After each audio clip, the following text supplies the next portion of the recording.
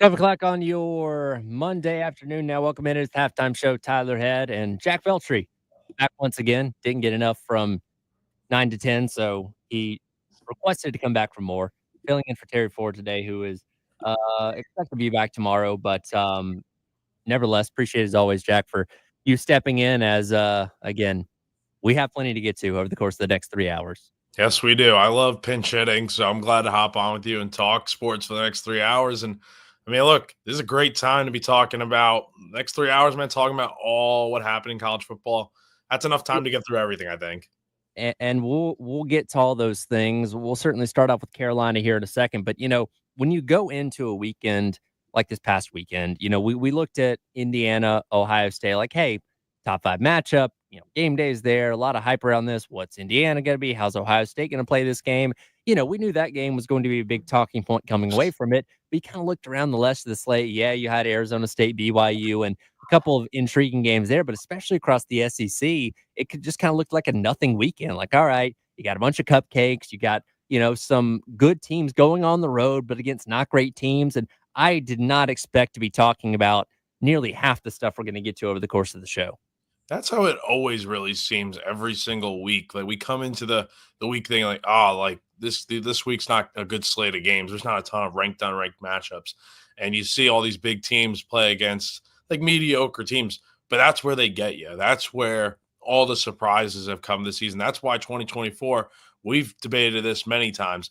It kind of lives up to 2007 in terms of all the unpredictability of this season, and this week especially really kind of felt like every other week this season where you don't expect a ton of upsets and craziness, but that's where it happens. And again, we'll get to all of that as the show certainly goes along. We do have to start here locally. Carolina picking up the 56-12 victory over Wofford on Saturday. And if you didn't watch the game, you look at the box score, you say, yeah, that's exactly how that game's supposed to go. Again, the line was 42.5. They end up winning by 44, thanks to Bradley Dunn covering that on the very back end there. But this was a game that in the first half, we weren't worried necessarily, but it wasn't pretty.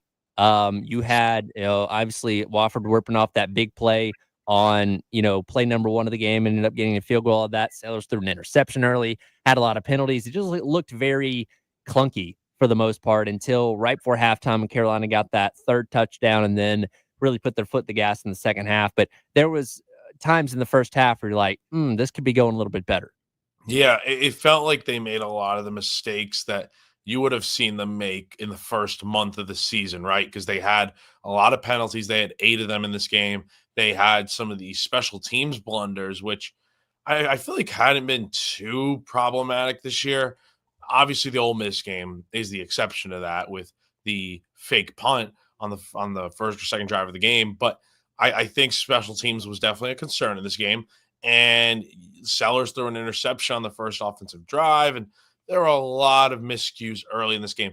But coming out of halftime, they scored on the first drive, then they went down, scored again, and they were playing really well. And then it's kind of a bad break, to be honest, on special teams that the ball that was punted after a 3-and-out by the defense hits off of Peyton Williams, and Wofford recovers, and they go down and kick a field goal. So outside of that one blunder in the second half, I thought they played a lot better, much more clean football. And it's not always going to be pretty. And I understand the fact that, like, okay, maybe they overlooked this team. Maybe it's senior day and they're kind of like reminiscing on that and focusing on that a little bit too much. Who knows? I mean, it took place 30 minutes before kickoff. It's tough to expect a team to have the quick turnaround and play lights out after that. But you know what? They got the job done. They covered the spread. So, look, it's a little bit of a rough start to the game, but they finished really well.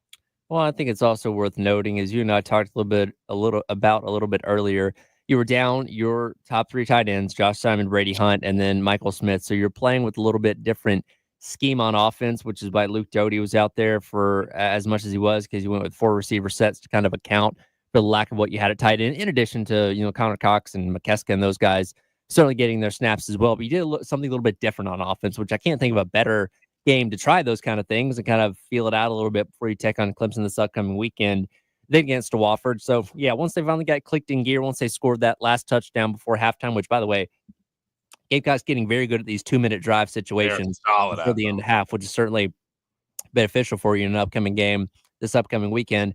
Like I said, they clicked it in gear. Wofford got the one field goal in the fourth quarter to, get themselves over 10 points. But for the most part, just nothing too major coming away from this game besides, I guess, the Vendravius Jacobs injury, which is just the way that he fell, kind of got split, kind of funky. So hopefully he's okay. But he was somebody that obviously was not factoring in the pass game here as much. So that doesn't seem like a massive loss as of right now. Yeah, but you know what's a huge gain for this team, and I'm sure we'll talk about him today. The emergence of Dale Von Campbell has been huge for this team. Like, he's kind of done this throughout the season where he's been able to come out of nowhere randomly and just catch a short pass and turn it into a 30, 40-yard gain. Like, and again, he should have more of those types of plays, but some of them have been wiped out due to penalties, like the pass interference in the LSU game and the illegal man downfield, or the ineligible receiver downfield against Wofford earlier this weekend. Like, he has had a great year and he's turning it up when it matters most. And I think it almost begs the question.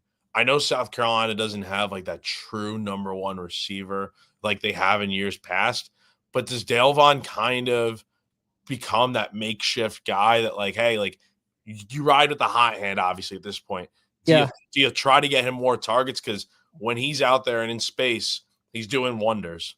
Well, think about the conversation that we had in the offseason where, of course, Xavier Legette went on to the NFL and Juice Wells decided to transfer to Ole Miss. You did not have that dominant, specifically physical presence on the outside that you like to have at that X receiver type spot. And when they brought in Devon Campbell, who played on some bad Nevada teams and, had done the best he could on those, it seemed like, we kind of looked at him as, okay, here's a guy that can certainly fill that role, if nothing else, until Nick Harbor certainly comes along. And again, he had a couple catches earlier on the season. In fact, the splits of him early season in these last two games is crazy. So he had receptions against Old Dominion, Akron, Alabama, and Oklahoma. Only one in each of those games. So 4 catches on the year prior to last week. With those 4 catches, he had a total of 46 yards and no touchdowns. In the past 2 games, he's gotten 7 catches for 206 yards. Still's not found the end zone, though. He did have one that got called back on Saturday. But yeah, for whatever reason, he's just kind of stepped up and been the lead receiver these past couple of weeks. And I'm glad you mentioned Nick too, because, earlier in the year before the season started, we didn't know what this receiver room would really turn into. But we thought, like, okay, Nick, Dale Von, 2 similar body types, big time top, big receivers that can go up and get it. And you think, like, okay, like, that's how they're going to be this year. They're going to have the deep threat in the passing game. It hadn't really been that way, but lately, especially with Nick too, now kind of emerging as another good guy in that receiver room, you're starting to see what the room can look like when those 2 guys are clicking. So I think both of them are going to have a big impact on South Carolina's chances of winning this weekend. And look, I know people are going to say, oh, well, Dale Von Campbell had his best game against Wofford. Like, anyone could do that. You're right. But at the same time, it's kind of showing that, like, he's heating up now. He's done this 2 games in a row, and it sets him on the path to have another big game this weekend. Well, that's the thing. If he hadn't done anything against Missouri the prior week, I probably would be, let's take it with a grain of salt. It was Wofford. They're just trying different things or trying to get different looks, to get ready for Clemson this upcoming weekend. But the fact that he was very productive against Missouri as well says, okay, we've got something here. They're onto something, or they're trying to continue with something that seems to be, like you said, the hot hand with Dale Von Campbell. So it's going to be very interesting this weekend, especially as we see, what the deal is with Josh Simon and, Mike Smith at tight end, what the receptions and targets look like against Clemson this weekend, because we got to the point where it seemed like Josh Simon and, Rocket Sanders were kind of the 2 lead guys for the past handful of games going in Missouri when it came to the passing game. And now that's flipped on its head these past 2 weeks. No, you're right. And look, if you don't have Josh or Mike Smith or whoever this weekend at tight end, I think it's not the end of the world, because now you see that you have other guys. That's why this Wofford game was so important, was to find out who you have out there that maybe can make an impact this weekend or in the future. And that's what you saw. And Dale Von Campbell was the prime example of taking advantage of an opportunity and making big plays. And so, look, if you don't have those guys this weekend, it's not the end of the world. But if you are able to get a Josh Simon back or a Michael Smith or both, that only adds to how many weapons Lenora Sellers is going to have out there in the passing game, especially with Harbor, Campbell heating up, and then you get Josh back. He's he's been on a roll before getting hurt.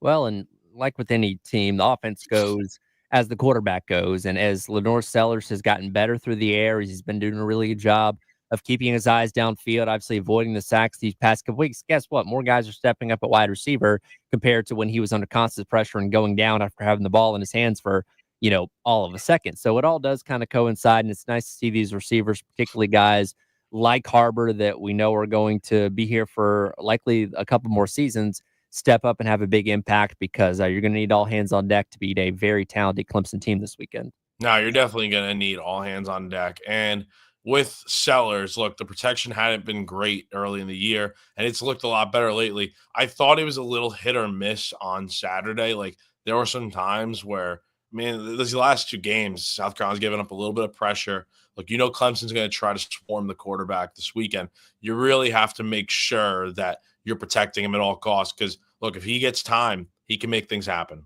Absolutely can. And we got the entire week to break down what's going to happen against Clemson. Obviously, a high stakes matchup considering everything that happened around the country in college football this upcoming weekend. But I do want to talk a little bit about the significance of 5 wins in a row and where things currently stand in the Beamer era, because I feel like we haven't taken as much time to talk about that over the course of these past couple weeks. It is the halftime show. Tyler Head and Jack Beltry filling in for Terry Ford on your Reaction Monday here on the game.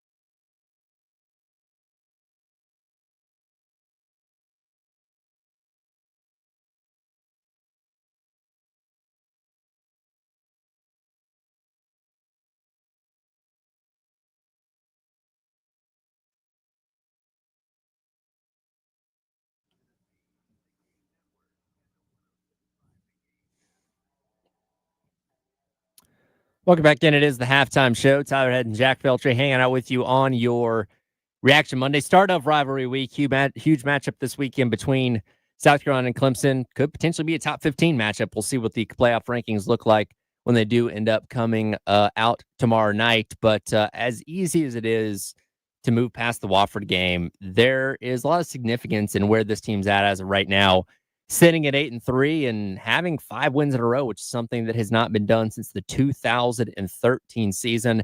Coach Beamer, after the game on Saturday, talked about the significance of having those 5 wins in a row.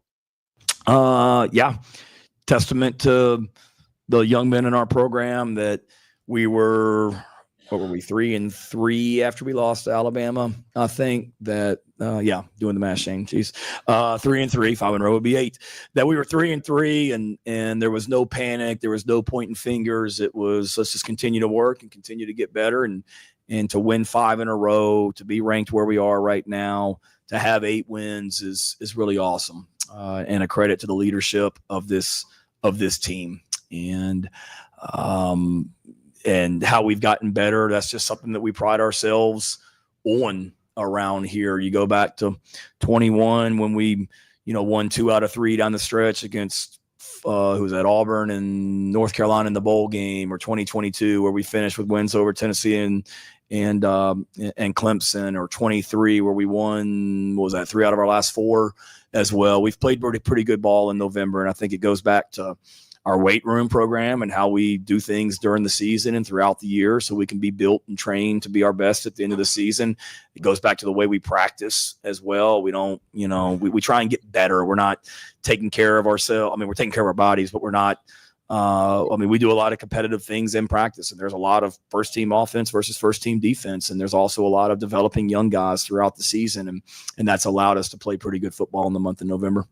And, he mentioned being 3-3 after the Alabama loss, to where we kind of looked at that, in mid-October and said, okay, well, any chance of Carolina making the playoff has gone out the window. But now, kind of in hindsight, when we look at the fact that they are in a position, don't know how good of a chance they have, but still to be in the conversation of maybe making the playoff, I think that makes this 5-game win streak even more significant, because they've been playing with their back up against the wall the entire time. They've had no margin for error. And outside of the Missouri game, they've won pretty much all these games pretty handily. And again, when you add that layer of context to it, I think that makes that win streak even more impressive. And look, I know beating Wofford is nothing, and that's what you're supposed to do. You're supposed to beat them by 40 points or more, because that's how these games are supposed to work. But wins are wins, man. And sitting here at 8-3, especially compared to what most of us thought we'd be talking about in November before the season started, it's a pretty good place, and hats off to Beamer and company for getting them there. No, most definitely. And look, this win streak has been great for South Carolina. Like, again, it's their longest win streak since 2013, and that was a pretty good year, as we all know. And look, I think for Carolina, all they can do is just keep winning. Like, the playoff conversation, it's heating up a little bit. It's not fully there yet. And if South Carolina wins this weekend, the temperature is going to rise a little bit more on it. But I think, look, they're on the outside looking in. That's how it's going to be the rest of the way. That's just the reality of the situation. However, all you can do is just win your games. You finished 9-3 on the year. That alone is a great season, but it puts you in a position to where you're making the committee's job a lot tougher, because let's face it, you are the best 3-loss team in a lot of people's opinions. And I think the committee sees that. And if they South Carolina picks up a top 15 win over a Clemson team that has been very good this season, I think that's going to hold some weight. Like, we'll see how much, like, a team like Arizona State moves up in the rankings after beating a top 15 BYU team. How does that kind of impact things for the Sun Devils? And I think it needs to be the same thing for South Carolina, because if Arizona State goes from like 21 all the way up to, like, let's say like 12, that's 9 spots, y'all, and that would put them in a playoff position. I think South Carolina deserves some of the same treatment, even though they have 3 losses. Yeah, absolutely. And we've talked about this for the better part of the month, is they're playing their best football right now. And again, even besides the playoff conversation, where it is a much more what have you done lately for me kind of thing when it comes to the committee, just the fact that you get better as the season goes along. And you and I brought this up a little bit earlier. Let's go back to the Old Dominion game.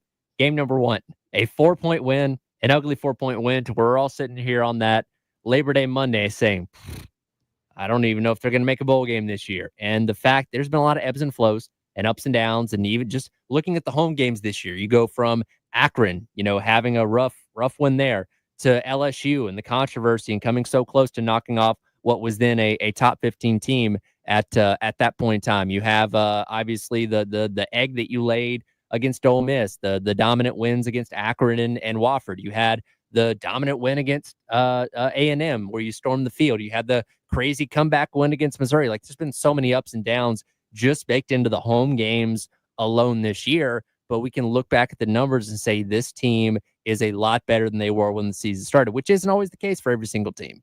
Yeah, no, most definitely. Like, again, South Carolina has just been playing with their hair on fire. They've been playing with a lot to prove, and that is the way that they've won these games. Like, they know that people doubt them. They know that, look, they're not, people aren't expecting South Carolina to get into the playoff. Like, people probably, like, some people probably don't want South Carolina in the playoff because they think, oh, 3-loss team, they shouldn't get in and stuff. But South Carolina is making it really tough to, like, come Selection Sunday, if they do only have 3 losses on the year and they have the wins that they've had. I just think it's going to be really tough to sit there if you're the committee and tell a team like South Carolina, yeah, you're not good enough to make the playoff. Even though, let's face it, since October 19th, which is the day they beat Oklahoma in the fashion they did, they've been one of the top 12 teams in college football, at least in my opinion. Well, there's no other SEC team that's on a 5-game winning streak. Nope, that's right. Yeah, the best winning streak in the SEC. And again, playing some of the best football as of right now. And Lenore Sellers specifically has emerged to being the guy we all hoped he was going to be. Now, did we all maybe set expectations a little too high going into the season? Sure. What little we saw of him his freshman year against Furman and against Vanderbilt and teams like that looked fantastic. And there was no reason to think otherwise based on that small sample size. But coming into the year, I think some of us maybe didn't account for all the growing pains he was going to go through. And there were certainly times this year where you looked at it and said, is this the guy? Is this the guy you're going to be riding your future with? And he's obviously coming into form over the course of these past couple weeks, in addition to seeing his wide receiver core and stuff like that start to slowly come along. Obviously, the running game's been really good with Rocket Sanders. Like, this is the best version of South Carolina now, which gives me a lot of confidence in them going into this weekend taking on Clemson, but also what these key pieces like a Sellers are going to look like next year as well. No, definitely. Like, Lenore's, his progression, we say it every week, and Shane says it every week. He's gotten better and better as the years gone along. Like, he's now thrown for 300 plus yards in back-to-back games, and that's really solid. Like, he's getting on the level of these elite quarterbacks at South Carolina, and he's doing it in year one as a starter. So, look, the future for him is really bright. Obviously, you need to get more weapons around. Well, you have weapons, but you're going to have to replenish a little bit next year and get more guys around him. But, man, the things he does, he is so dangerous as a runner, obviously. But when he's clicking in the passing game like he has been and not turning the ball over, he's really hard to stop. And, I mean, you see it reflected in the numbers he's putting up. Well, we said going into the weekend, Carolina was going to need a lot of help and a lot of chaos around college football to make their case even stronger when it came to the 12-team field. And, oh boy, they got quite a bit of it. We'll dive into one very unexpected one we did not see coming at all out in Norman, Oklahoma. That's coming up next. It is the halftime show. Tyler Head and Jack Beltry from Gamecock Central on your Reaction Monday here on the game.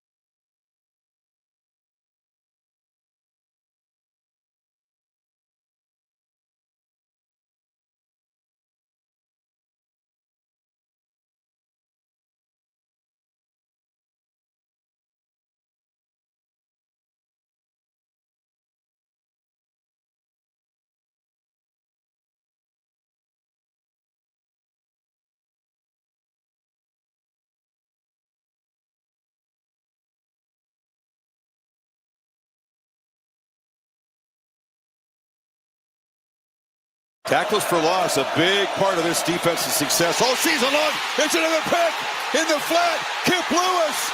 Milroe can't get him. Pick six. Oklahoma building the lead.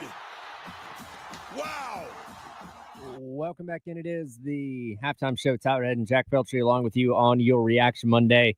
That was a call on Saturday night. Chris Fowler there on ABC as Oklahoma put 24 on the board with that pick six of Jalen Milroe, I believe late in the third quarter is when that score went up on the board. And that was final score when it was all said and done, as the Crimson Tide, going as the number 17 team in the country, fall to what has been a subpar at best Oklahoma team out there in Norman, Oklahoma. They stormed the field. Brent Venables was excited. Jackson Arnold played the game of his life. Just weird, man. Nobody saw this coming.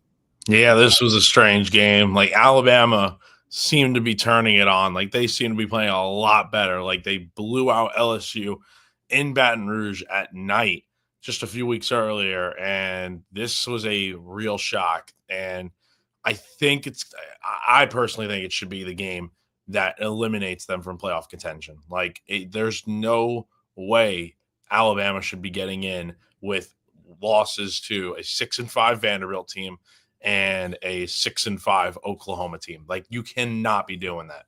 However, if there is any team that would be put in with 3 losses, it's probably not Carolina for one. It would probably be Alabama. And that is just an unfortunate reality, because I think South Carolina is probably a better 3-loss team than Alabama is not right now. Well, and that's what I'm very intrigued by when it comes to the playoff committee tomorrow is, would they be willing to put a 3-loss South Carolina team who did lose to Alabama in front of a team in Alabama that they lost to, considering the fact that Alabama's losses are a lot more egregious than what South Carolina's are. That's going to be one of my big debates when it comes to tomorrow. And as I'm watching this game on Saturday, we've become so inclined, rightfully so, he's there for a decade and a half, to look at Alabama through the lens of a Saban coach team, saying, okay, I know they're down 24-3, but they're going to get a touchdown with like 6 minutes to go. It's going to make it 24-10, and then they're going to get 3 and out. They're going to score another touchdown. It's going to be 24-17, and we're going to blink, and it's going to be like a 38-24 final some kind of way, because that's just what Alabama does. And then it didn't happen. And then you get into the final couple minutes, and Oklahoma is just eating up the clock and running first down after first down after first down. Like, if this could really be the game that I think breaks people on what Alabama used to be compared to what Alabama is now, it seems like. Well, and here's the thing, man. You brought up the fact that they were down 24-3, and fourth quarter comes around and they're going to make a little bit of a comeback. I mean, they did for a time. Like, Ryan Williams had that touchdown, that insane touchdown. That, I mean, look, that should be played all over SportsCenter, like, for the next rest of this year. But it got called back because of a penalty. So, look, it's just you're not used to seeing Alabama like 3 points against Oklahoma. Like, I get Oklahoma's got a good defense and stuff. Man, like, I know it's a night game, but you go in there and you have no answers on offense with all the weapons you have. Yep. And I don't get it. I don't know what happened. And then you look at a team like South Carolina going in there and dominating Oklahoma. Granted, it's a different point in the year and stuff, but it was utter domination. And Alabama just had no answers for anything Oklahoma did. Jalen Milroe was terrible. 3 interceptions, 164 yards. I mean, only 11 completions. And you're not running the football effectively. And look, your defense, I think for the most part, played pretty well, only giving up 24 points, which should be enough to win a game. But when your offense that is so high-powered can't do anything, that's kind of where the problems lie. Here's one stat that I think can tell you the entire story of this game. 260. That's how many yards Oklahoma ran for against Alabama on Saturday. Jackson Arnold only had throw for 68 yards.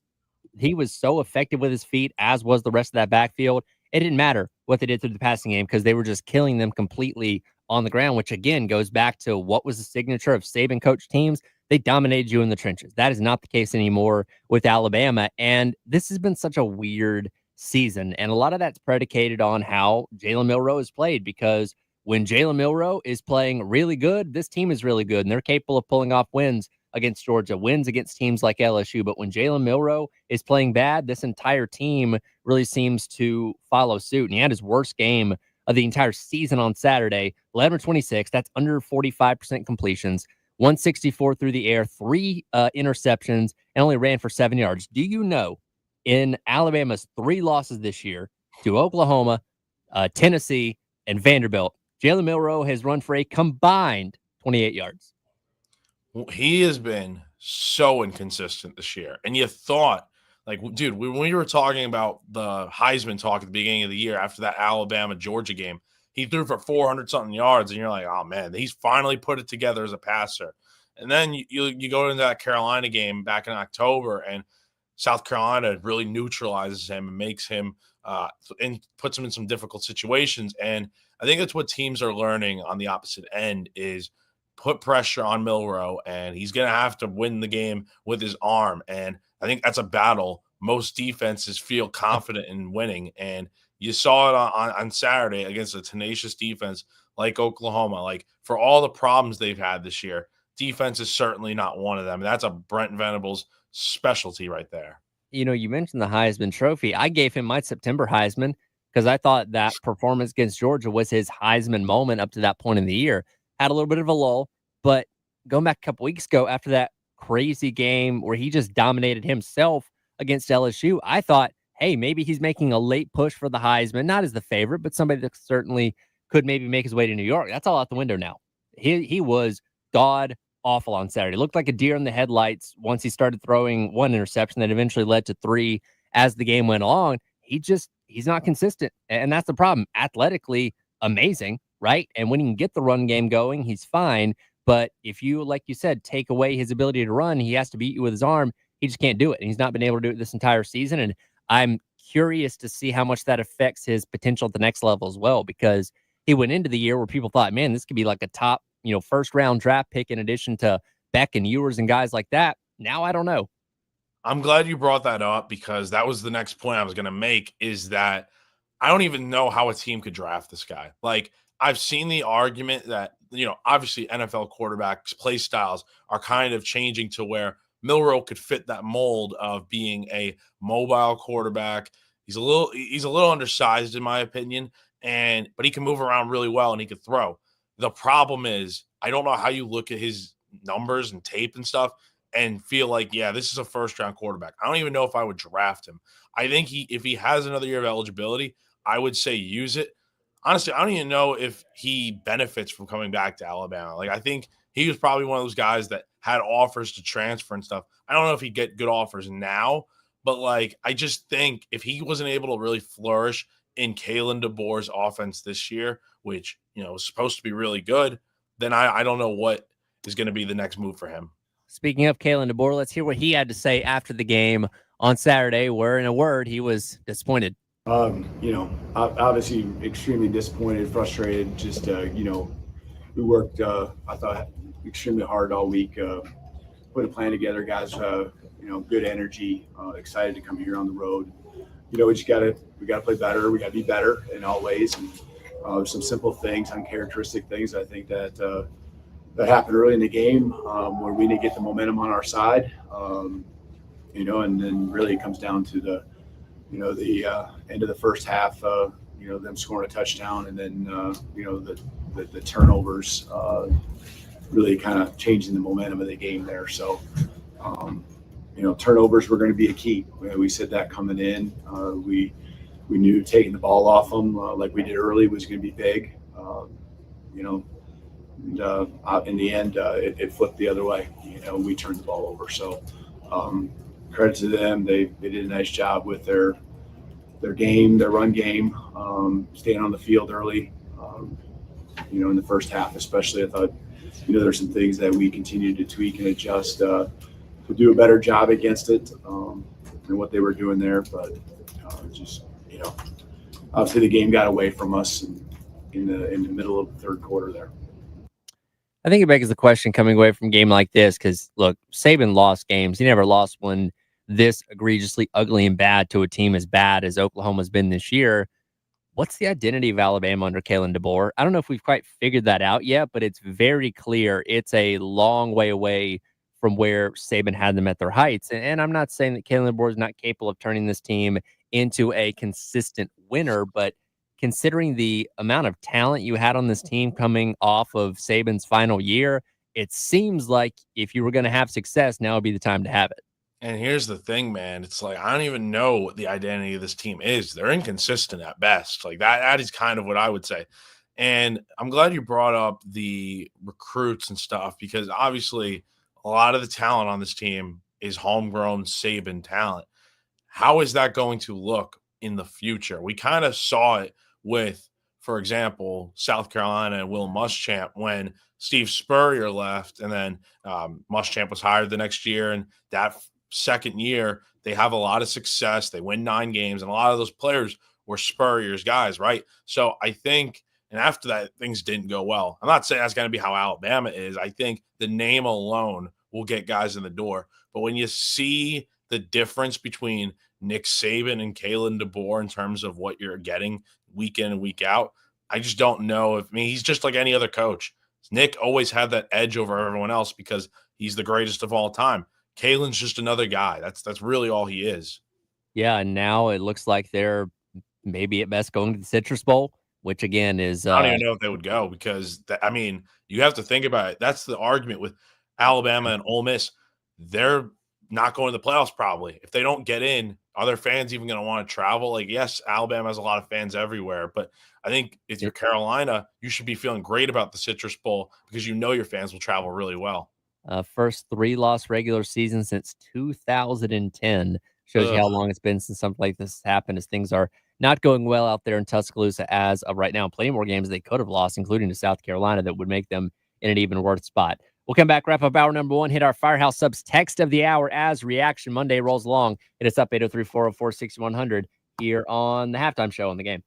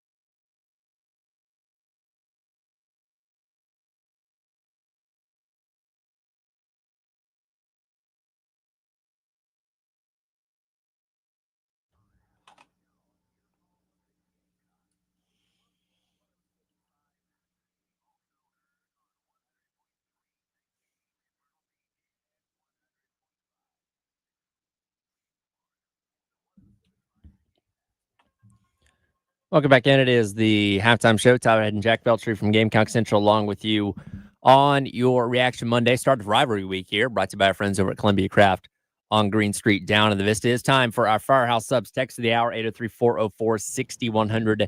Billy asked the question, who are the best three quarterbacks in the SEC? Ooh. And the answer to this has changed so much as the year's gone along, based on how teams have played.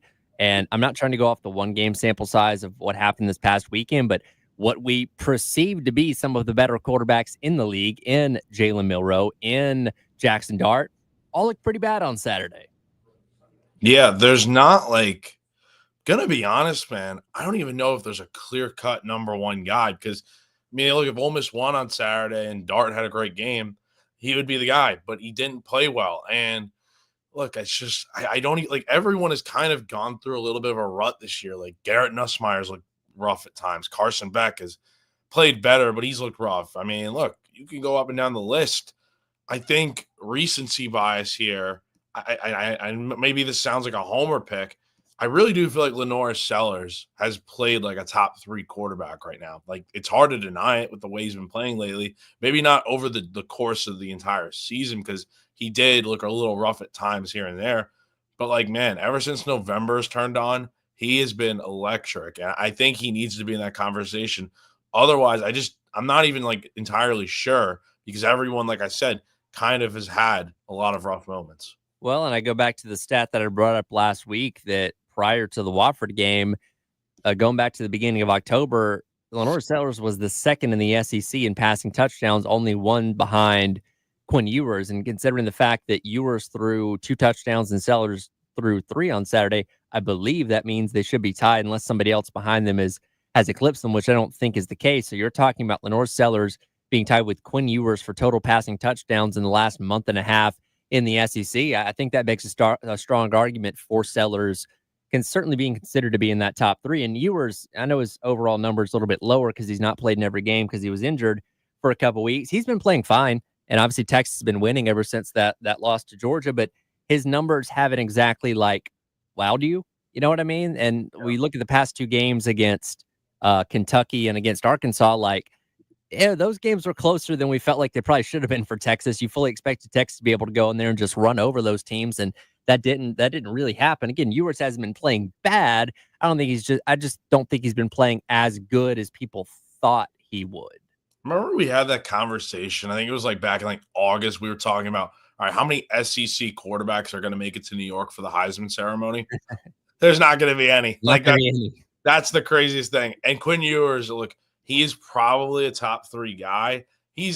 When you put it all together, he had the great game against Florida a few weeks ago with 5 touchdowns and no interceptions.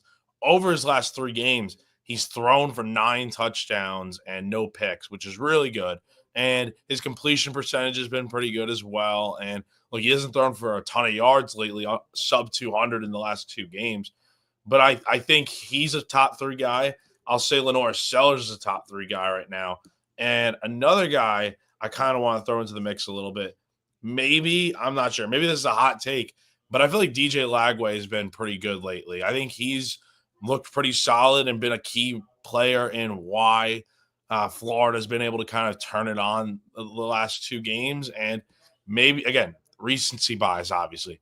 But right now, with the way guys are playing, I feel like those are probably maybe your 3 guys. And then everyone else kind of just, not great.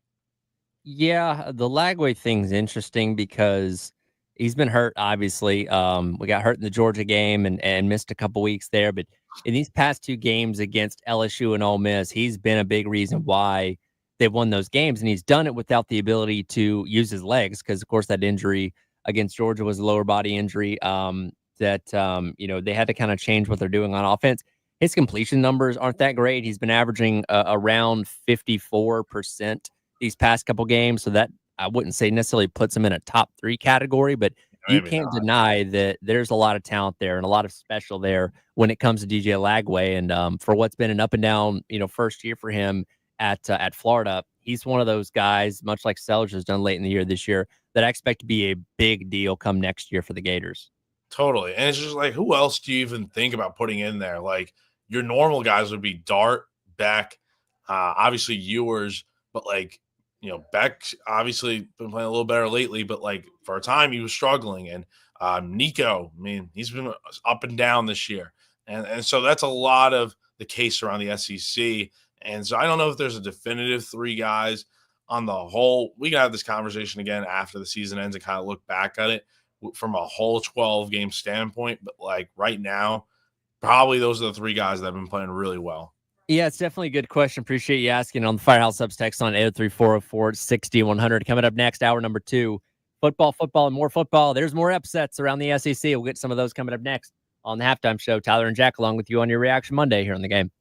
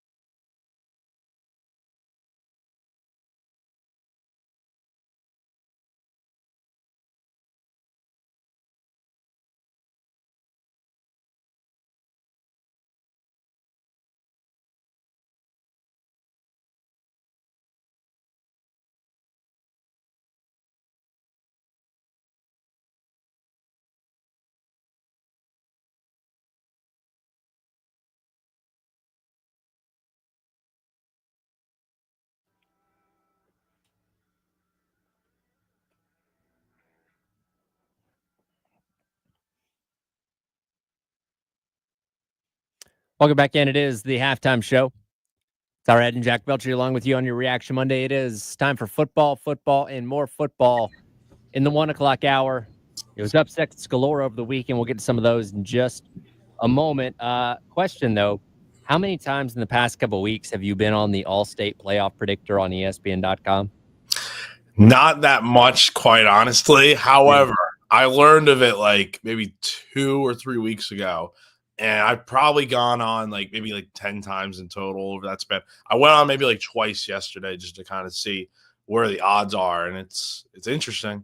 Well, for those that don't know what this is, it's on ESPN's website, and you can go and look at the teams that they deem to still have a chance to make the college football playoff. You can click on that team and go through scenarios saying, hey, if you beat Clemson or lose to Clemson, what are your chances of making the playoff? Where we sit as of right now on Monday, November the 25th, where we assume the Gamecocks going to move up in the playoff rankings. They have a 23% chance to make the college football playoff. That jumps up to 58% if they're able to beat Clemson on Saturday, which we assume is going to be a matchup of a team that is ranked higher than South Carolina. Again, we kind of wrote them off, halfway through the season when they're sitting at 3-3, but through this 5-game winning streak and having a lot of other dominoes fall around you, they're at the very least in the conversation, which is something nobody expected us to be saying about South Carolina in November of this year.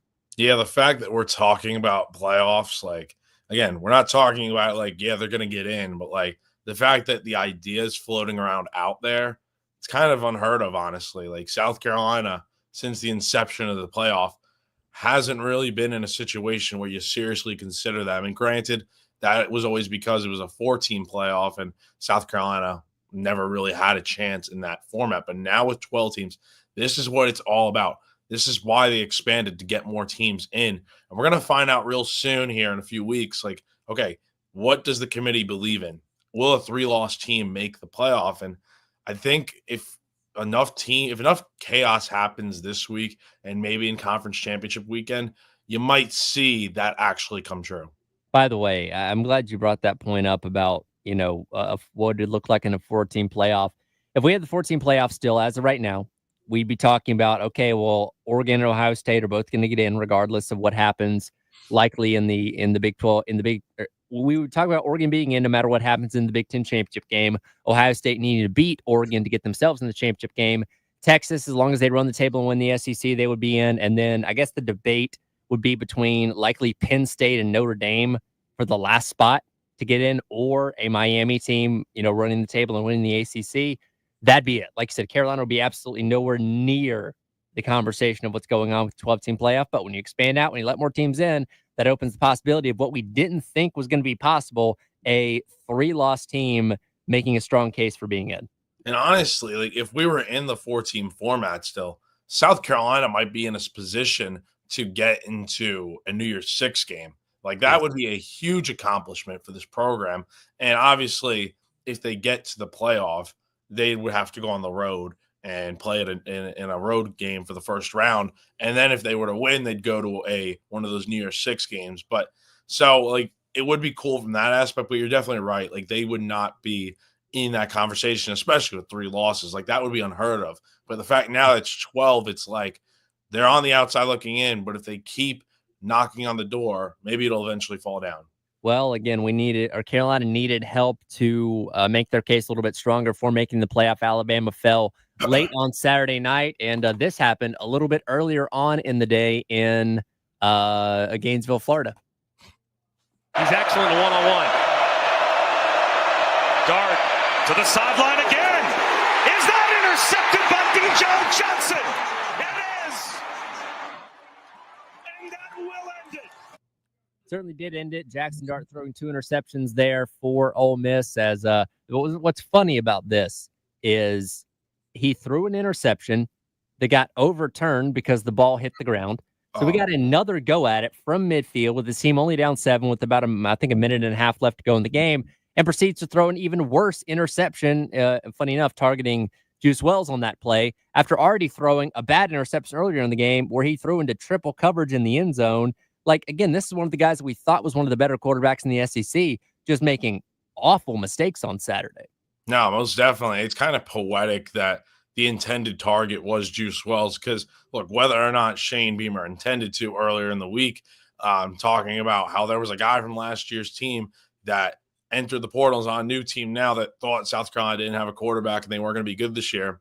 South Carolina is still fighting for a playoff spot, and Ole Miss is, I don't even know what to think of them because, look, they just lost to a Florida team that hasn't been very good this year, and now they've got two of the worst losses on the year because they lost to bottom feeder Kentucky and they lost to Florida. So, yeah, I mean, look, it is poetic that Juice Wells and that team is so loaded with talent. Like, they brought all these guys back. They have all the number one recruiting class coming in from the portal and stuff. But man, I think this kind of just proves that we've seen it in pro sports with the richest teams not always winning the championships. We're seeing it now with, even though Ole Miss has the most talented roster in college football, probably, they might not be even going to the playoff. And Lane Kiffin talked about the missed opportunities for his team on Saturday after the game. All right, so obviously very disappointing outcome today. A game of a lot of missed opportunities. Go 0 for 3 in the red zone, get no points out of the missed field goal, and get stopped twice on fourth downs. Lose the turnover margin in a tough place to play against a team that, has played really good when that quarterback plays. Credit to him. It's a really good player that made a lot of plays in the first half when we had him back there. So it's really disappointing in the outcome. And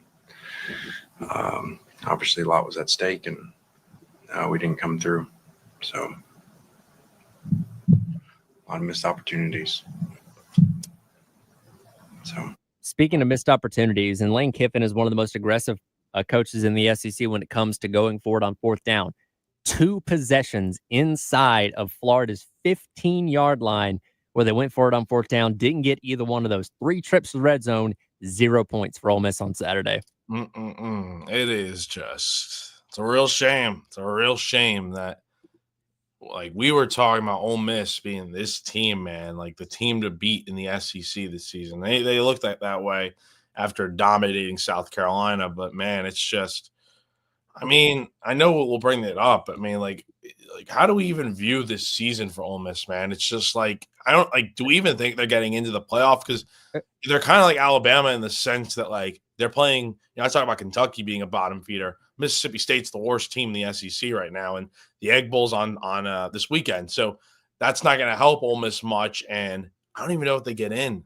I'll tell you how I view it. We view it as a failure, like a legit massive failure, because like you said, this was the team that went, the Yankee route where they go in the offseason, they take all their money, and they go out there and acquire what we thought was some of the best talent in all of college football, certainly one of those talented rosters from top to bottom, and they were in win-now mode. They had the best year in school history last year, getting all the way into a New Year's Six game, right there on the cusp of being in the conversation for the college football playoff. Their only losses to Alabama and Georgia, who played for the SEC championship game. And everybody thought, man, I penciled them into my playoff before the season started because I expected them to be that good. And for them to lose, not only lose to Florida and to lose to earlier on in the season, what we now know is a terrible Kentucky team, it just doesn't make sense. No, it definitely does not make sense. And this Ole Miss team, like, they put all their chips in the bag to try to win this season. Like, we don't know what's going to happen next year because, again, rosters are going to flip over year after year. And maybe Ole Miss does the same thing.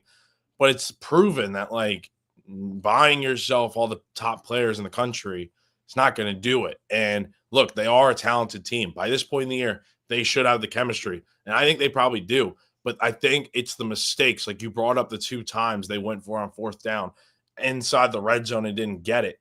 That's part of why they lost. And it's also partially because you're giving Florida opportunities and you're playing in Gainesville in the Swamp. You know this is going to be a tough game. And just like with Ole Miss in their entire history, they underperform. And even though they're having a great year, it's not enough. Do we owe Billy Napier an apology? Yes. Yes, we do. I think, look, he's 6-5 right now. Yep. But he's got 2 great wins. He should win this weekend out in Tallahassee against a god-awful Florida State team. But I think right now he's back for next year for sure. If Florida underperforms next year, then the argument heats back up that, yeah, he should be fired. But for right now, he has definitely saved himself his job going into next year for sure. We looked at this particular 4-game stretch in the season as the murderer's row for Yeah. Florida. Georgia, LSU, Ole Miss, and Florida State. Obviously, we know Florida State isn't all that good, but still, even looking at the 3-game stretch between Georgia, LSU, and Ole Miss was like, there's no way he survives this. And you get the vote of confidence ahead of the LSU game. Sure. Texas is in there too, excuse me. So Georgia, Texas, LSU, and then Ole Miss. And you get the vote of confidence for the Texas game, and then he goes out there and gets beat 49-17, though, with the backup quarterback, and thought, this team isn't going to be worth anything. Give him credit for not letting his team give up, because there was every reason in the world for this team to say, you know what, we're not good. We've lost to all the good teams we didn't have a chance against, or people think we didn't have a chance against. Let's pack it in. I'm trying not to get hurt for guys going to the NFL or guys thinking about transferring out. He had them still believing to the point of being able to beat an LSU team that had twice as many plays as you and way more offensive yards. He had them believing against an Ole Miss team that's way more talented than Florida is, and they found a way to win. And again, they're going to be able to get likely the 7th win this year, this weekend over Florida State, and go to some kind of bowl game. But it's a lot better than what you thought they were going to be at this point. And I don't know if Billy Napier's ever going to get that program back to being a 9-win team perennially, but what he's done in these last couple weeks definitely deserves a lot of credit. Nah, credit is definitely due in this case. Ever since, let's look back at the A&M game earlier this year, week 3. That felt like the game where Florida loses to A&M, and we're talking about, all right, if Florida loses to Mississippi State, then I think you got to fire Billy. Heck, leave him on the tarmac, honestly. But let's give Florida and Billy a lot of credit. Ever since that Mississippi State game, they have been a much better football team. You can argue they could have potentially beaten Tennessee in Knoxville, and they'd be 7-4 right now. Or I'm sorry, 7-5. But you can also look at it with the aspect of, like, look, they came close against Georgia. Had Lagway not gotten hurt, what is the situation there? The only real loss you can for sure chalk up is the Texas game, where they just got the break of the beaten down pretty bad. So look, I think with Florida, they're having a good season right now. It's been a nice little turnaround, and considering how tough this month of November has been and was supposed to be coming into the year, they've really exceeded expectations from that standpoint. There was another big upset in the SEC and another field storming, this one out on the plains, as well as a huge game happening up in Columbus, Ohio. We'll dive into those coming up next. It is Halftime Show. Tyler Head and Jack Belcher from Gamecock Central, along with you on your Reaction Monday here on the game.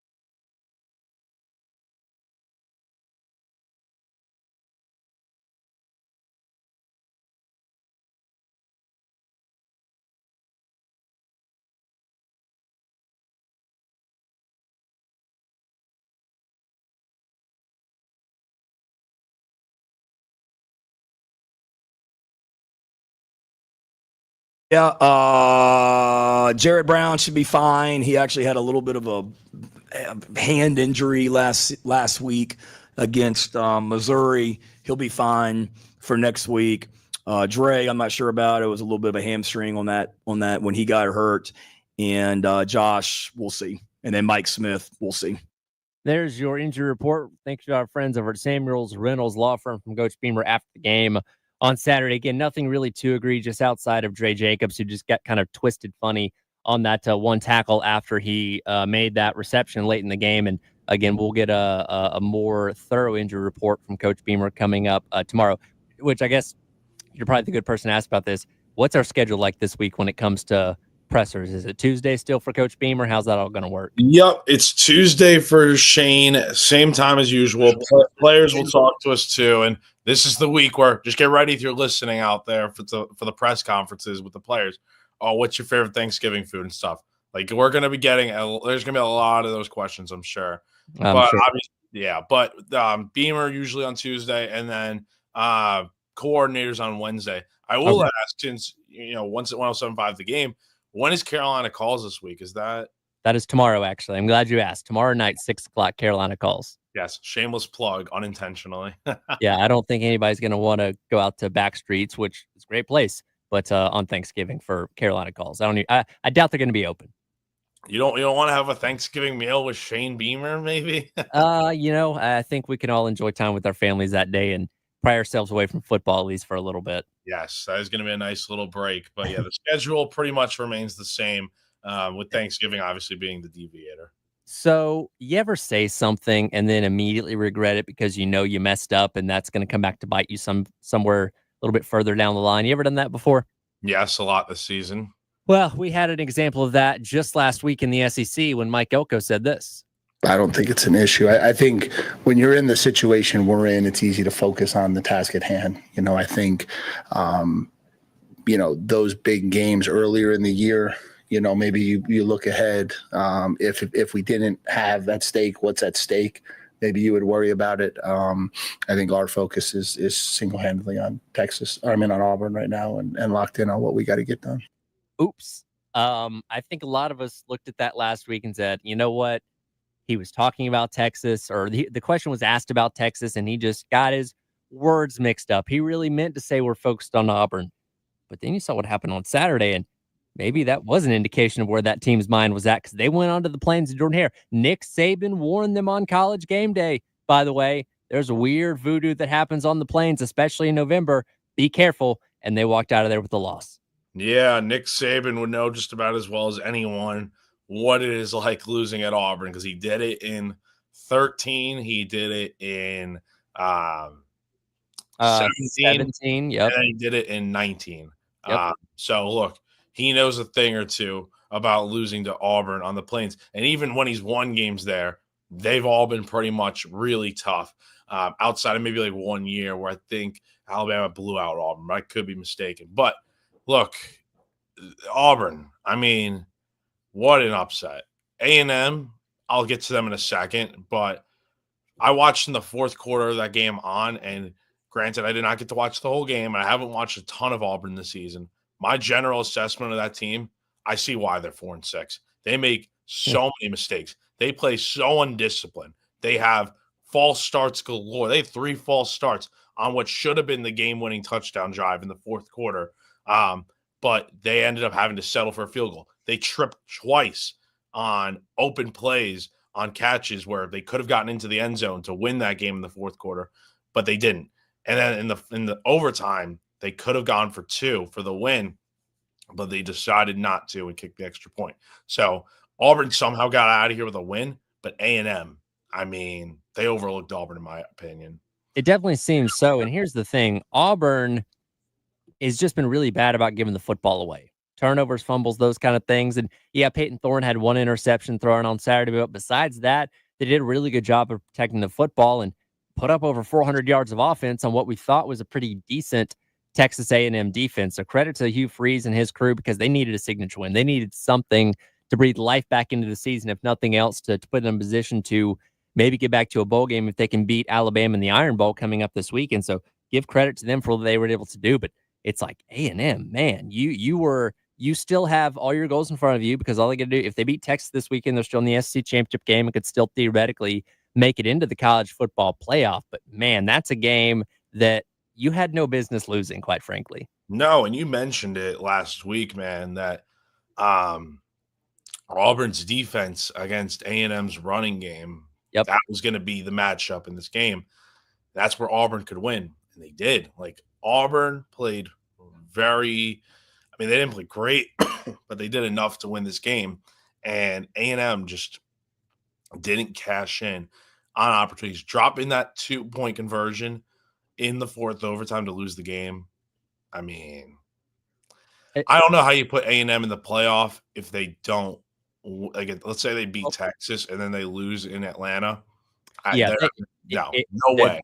Their only path is now to win the SEC championship, which would involve beating Texas and Georgia in the next 2 weeks, which that is a mountain in and of itself. Not impossible, very talented team, but something that definitely made their path getting there a whole lot harder. That in turn does help South Carolina out because that was a 15th ranked Texas A&M team that only had 2 losses on the season. Carolina obviously wins the head-to-head now, so I feel pretty confident saying Carolina is definitely going to jump them in the standings tomorrow night. Oh, they should. And here's what I'm wondering. Who do you pull for this weekend if you're a Carolina fan? Like, do you pull for Texas or do you pull for A&M? Because A&M is your best win right now. Oh, that's a really good question. Because here's the thing.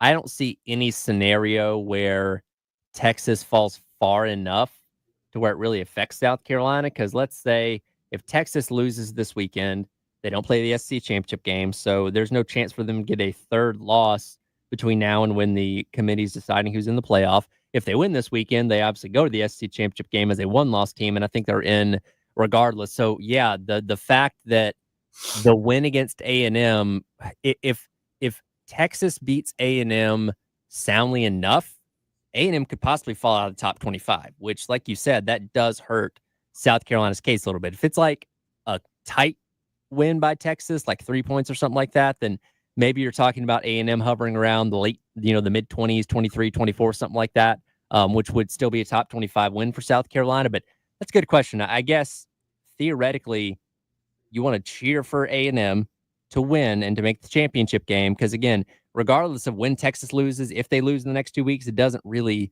benefit South Carolina either way, I don't think. And here's the thing that I hate about the committee's system in general. Like, yes, it should be about what you've done for me lately. However, I hate the idea that, like, okay, because South Carolina beat Texas A&M when they were number 10 at the time, and now that A&M is not, like, let's say A&M is not ranked next week or whatever, if they lose to Texas, it's like, oh, that win that South Carolina had, it's meaningless now. That's like, I don't know what the comparison is, but that's just a dumb way, I think, to look at things. Like, yes, like, that's, you can make the argument it's the same case like when Florida State was ranked in the top 25 and they lost to Georgia Tech. Like, that win now looks awful for, it doesn't look that as good for Georgia Tech, but it's like the same thing there. Like, I don't understand that kind of logic. But at the same time, I think for Carolina, you root for A&M to probably win this weekend. And then here's the thing. If A&M wins the SEC, they're automatically in as a 3-loss team. Mm-hmm. I mean, I think that kind of slams the door a little bit on another 3-loss team getting in, don't you think? Yeah, because if that were to happen, that means Georgia would have 3 losses. That means Alabama and Ole Miss would probably have 3 losses. That means South Carolina would, in turn, assuming they win this weekend against Clemson, also have 3 losses. You're kind of the 4th option in that pecking order. So even if another 3-loss team got in, I don't think Carolina would be the first pick of the litter necessarily. No, they would not be the first pick. And that's where this all kind of gets a little bit confusing, is that, yes, you need more dominoes to fall, but at the same time, it's like if A&M wins, I don't know. We got to talk about SEC officiating because, my God, do we have a couple of bad calls this weekend that could have drastically altered playoff chances. With that coming up next, it is the halftime show. Tyler Head and Jack Beltry from Gamecock Central hanging out on your Reaction Monday here on the game.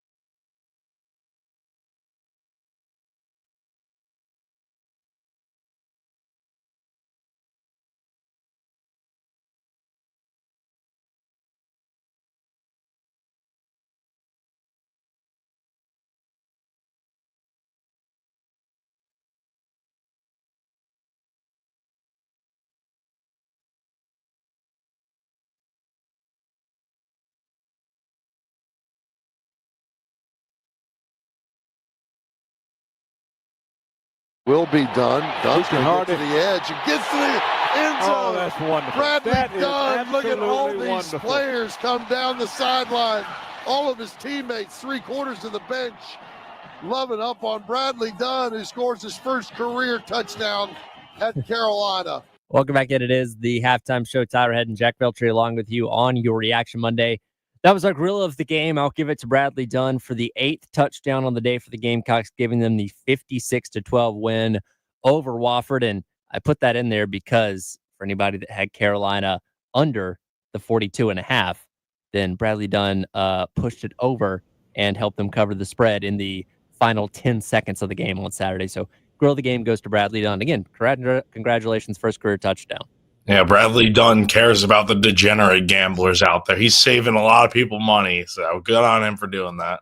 Well, I care about officiating and how bad it's been in the SEC this year. Obviously, we can talk all day about what happened here with South Carolina and LSU. You can go back to what happened with Texas and Georgia a couple of weeks ago with the, trash being thrown on the field and overturning a call that you can't review and all those kind of things.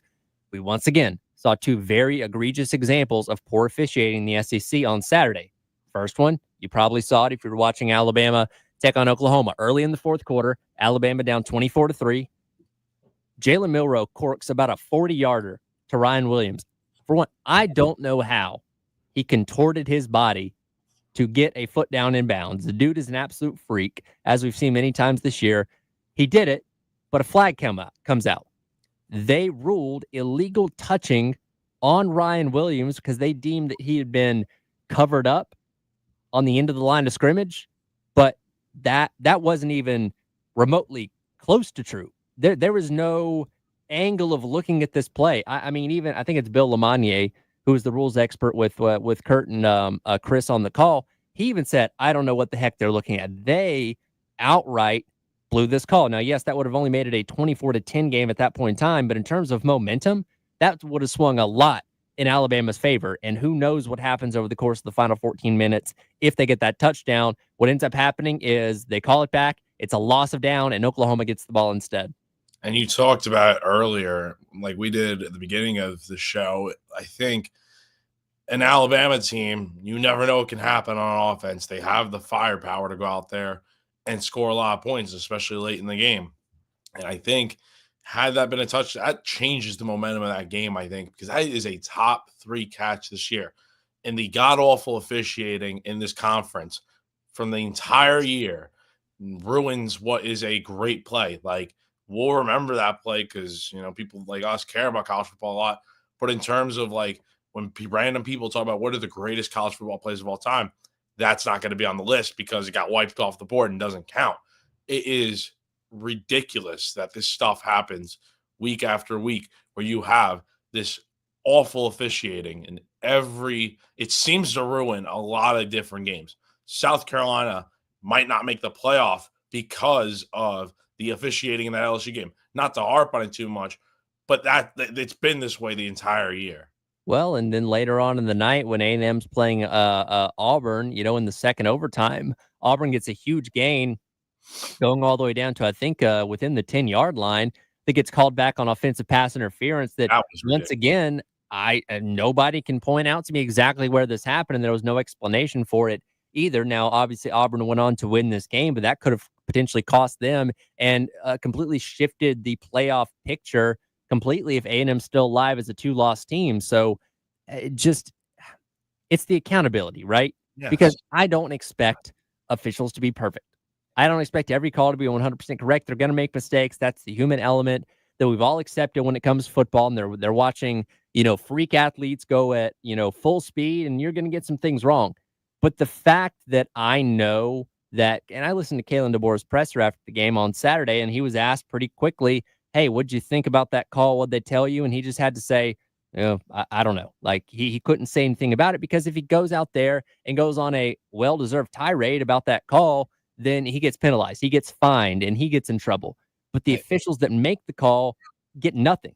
The league office doesn't even give I checked last night, didn't even put out a statement on what happened in that game. I mean, if they were sure quick to charge Oklahoma and Auburn with their field storming, right? But these calls that have such a profound impact on the game, they're just silent on, and we don't even get to talk to the officials. The SEC needs to do better, and it starts at the top with Greg Sankey, who has the power to change all this stuff. Like the fact that the SEC is the one conference that fines teams for storming the field, much less you have to pay it to the other team, is so insane. It's mind-blowingly dumb. But then also the officiating. You're right, man. The point you made about how coaches and players can't talk bad about the officials, but they get fined for it if they do. And then the officials don't even have to say anything. Like the SEC is protecting their officials, and when they make the wrong calls, nothing happens. Like there's no accountability. There's no press conferences after games. The only case I could think of where something like that has happened was, and it's baseball related, but like when I was at the SEC tournament earlier this year, it was the LSU South Carolina baseball game where some crazy thing happened at the end of the game, and the head of umpiring had to come in and talk to the media for like 20 minutes. Why can't we get more stuff like that? I don't know. There needs to be, and there also needs to be an eye in the sky, someone up higher than everyone that sees everything, and maybe they're not an official on the field, but they have the power to be like, hey, and he has a teleprompter near him or whatever case might be, something like TV to see hey, you got the call wrong, let's change it in the moment. That is how it should be for every sport. I don't understand why we are living in the past when it comes to how to make the game better, because officiating ruins games, especially when these guys are wrong. The SEC is the pinnacle of college sports. They are a penthouse of a conference with officiating that resembles an outhouse. Yeah, I think it's probably the best way to put it. And what's going to be frustrating is, look, three-loss teams are the fact that there's a lot of three-loss teams in the SEC now means the amount of teams we thought they were going to get in, they're probably not getting in, right? So you'll still probably get 2, maybe 3 teams in, but the 4, 5, 6 that we thought they could get in at one point, not going to happen. And Greg Sankey is going to spend more time this offseason lobbying for the fact that, a 3-loss Alabama or a 3-loss Ole Miss should have been in to the college ball playoff. He's going to spend more time talking about that than addressing the issues with officiating in his own conference, and that's frustrating. No, it's so frustrating. Again, this stuff is happening in regular season games. Who's to say this doesn't happen in a meaningful playoff game where maybe it's Georgia versus Penn State and there's a crazy call, just like we've seen throughout the season, that should be the right call, but the officials get it wrong. Then we're talking about a team being eliminated from the playoff because of this stuff. So look, it's one thing to happen in a random moment in a regular season game, but when the games actually matter, that is where people are going to get really pissed. And it's worth noting that the crew that screwed up this call against Alabama and Oklahoma was the same crew that made the egregious decision against Texas and Georgia. This crew has proven time and time again this year, they are not fit of working at this level of college football because they clearly don't understand the rules that they're supposed to be enforcing. So if they're not going to get reprimanded in this offseason, then I have no hope that anything's going to change. No, there's no logic behind what the next step is. Are you gonna make these guys lose pay? No. What are you going to do to improve the situation? There has to be something done, and someone needs to take accountability for it, starting with the guy at the top, with the commissioner. Not holding my breath. We'll see what happens in the offseason. And we'll come back, wrap up hour number 2. Get to our Firehouse Subs text of the hour, 803-404-6100 is the halftime show. Tyler Head and Jack Belcher from Gamecock Central. Reaction Monday here on the game.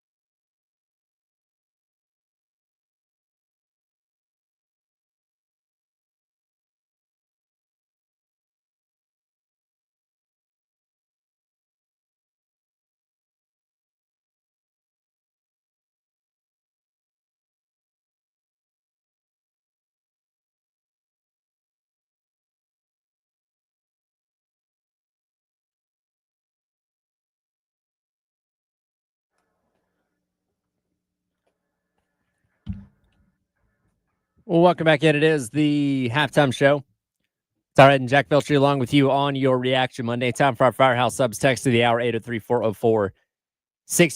Willie weighs in, going back to how Carolina fans should be rooting accordingly this upcoming weekend for rivalry games. Says pull for Vandy, pull for Auburn, and pull for Texas.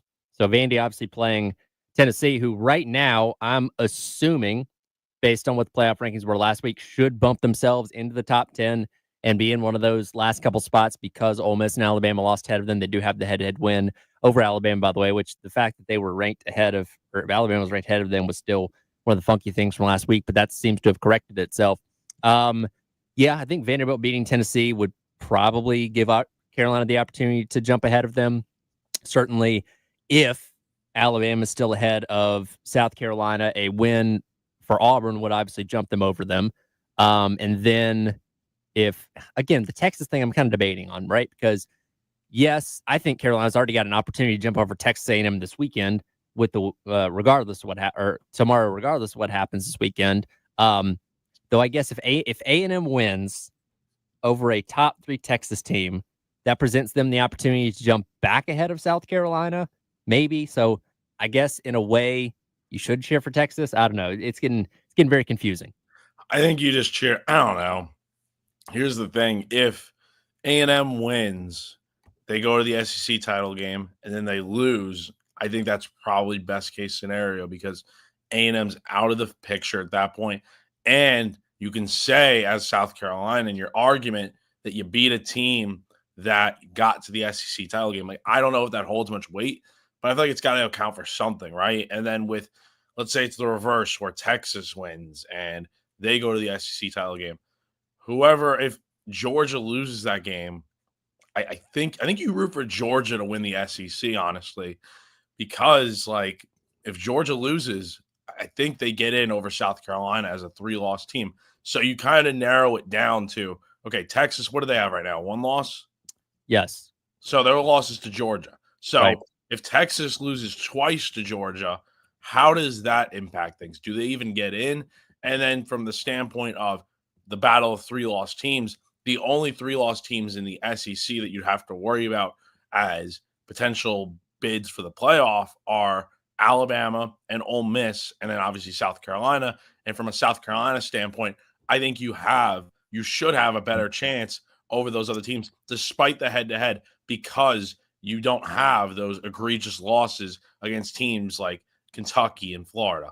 Yeah, and look, one of the big debates we've had this entire year was how is the committee going to look at teams that lose conference championship games? You don't want to be in a position where you have to hope that one of the teams ranked ahead of you that's in the conference championship loses to get yourself in, because I can't guarantee that's going to happen. They may not even move the team that loses depending on how that game ends up going. So if you're going to get into the top, well, again, kind of top 10 is where the line was this past weekend, you got to do it with the win against Clemson, in my opinion. You have to beat however much higher Clemson is than you thoroughly enough to where they're willing to vault you. And again, you get some help from maybe the likes of Alabama and Mississippi State. So those losses to Alabama and Ole Miss aren't even questionable anymore in terms of the ranking, to help maybe vault you into the top 10. Again, I don't have high hopes for it, but as the weeks go by, we keep getting presented opportunities where it could happen.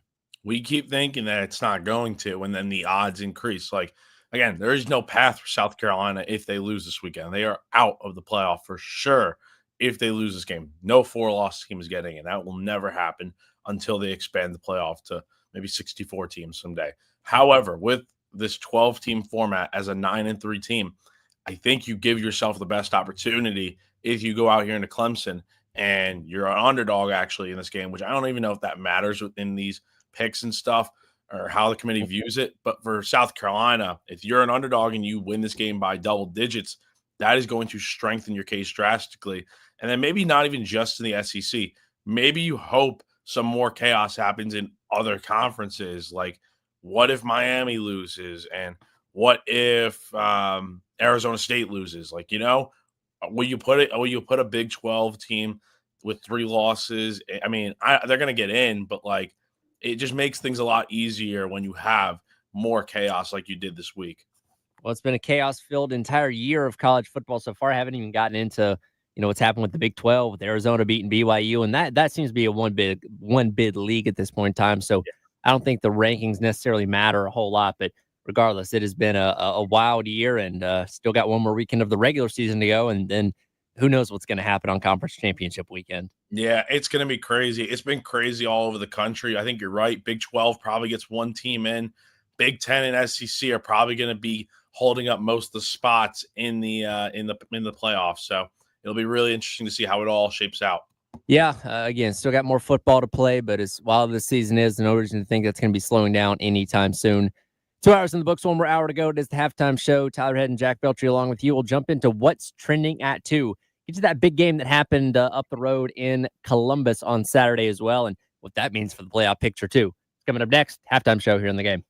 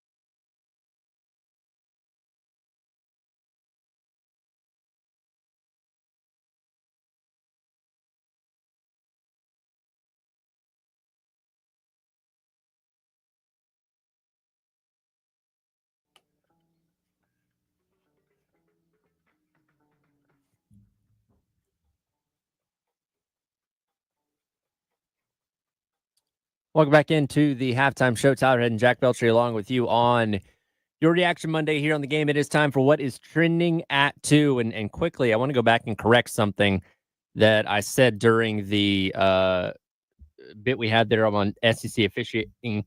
This is from Josh Pate. He says the officiating crew for Bama and OU was actually not the same crew from Georgia and Texas. That was bad information that was widely spread. Regardless, it was still a very bad call, whether it was the same crew or not. And the SEC has a serious officiating problem. So that bit's been corrected, but still, that means there are 2 crews in the SEC that have been responsible for some of the worst calls of the entire year. That's right. We can't forget about Jason Autry's crew either. Like, it's been a rough year for the SEC in terms of officiating. And again, not to continue to beat on the drum, but something's got to change.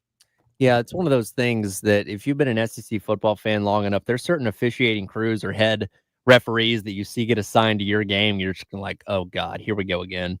Oh, it's just always that way. And again, it's just not going to change because nothing happens. Greg Sankey doesn't do anything about it, and we shouldn't expect them to. Like I said, Penthouse Conference, outhouse officiating, and that's the way it's going to continue to be. Before all the chaos happened around the SEC, the focus of College Football Saturday was pointed at Columbus, Ohio, with a top 5 matchup between Ohio State and the undefeated up to that point Indiana Hoosiers.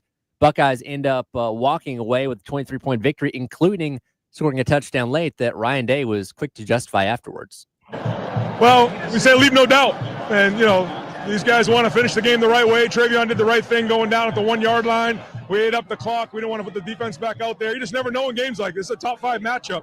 So we wanted to finish it the right way and make sure that everybody knows that this is the Ohio State Buckeyes. So for those that didn't watch the game, Indiana scored on their opening drive, went down the field 70 yards, touchdown, boom, 7-0. Ohio State, a little slow out of the gate, ends up having a 14-7 lead at halftime, but they were dominating after that first drive for Indiana, and the Hoosiers were able to go down and get a late touchdown at that point in time to make it a 31-15 game, so essentially a 2-score game. They'd score a little bit better.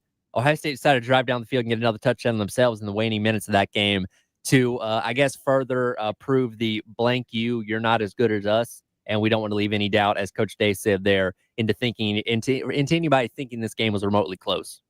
This game just proves that Indiana is not a playoff team. Again, Kurt Cignetti could talk all game long about how, is that even a question? Like, they are not a playoff team. Like, I'm sorry, but when you put up 15 points and 151 yards of total offense, your quarterback, your highly rated quarterback, threw for 68 yards in the biggest game of the year.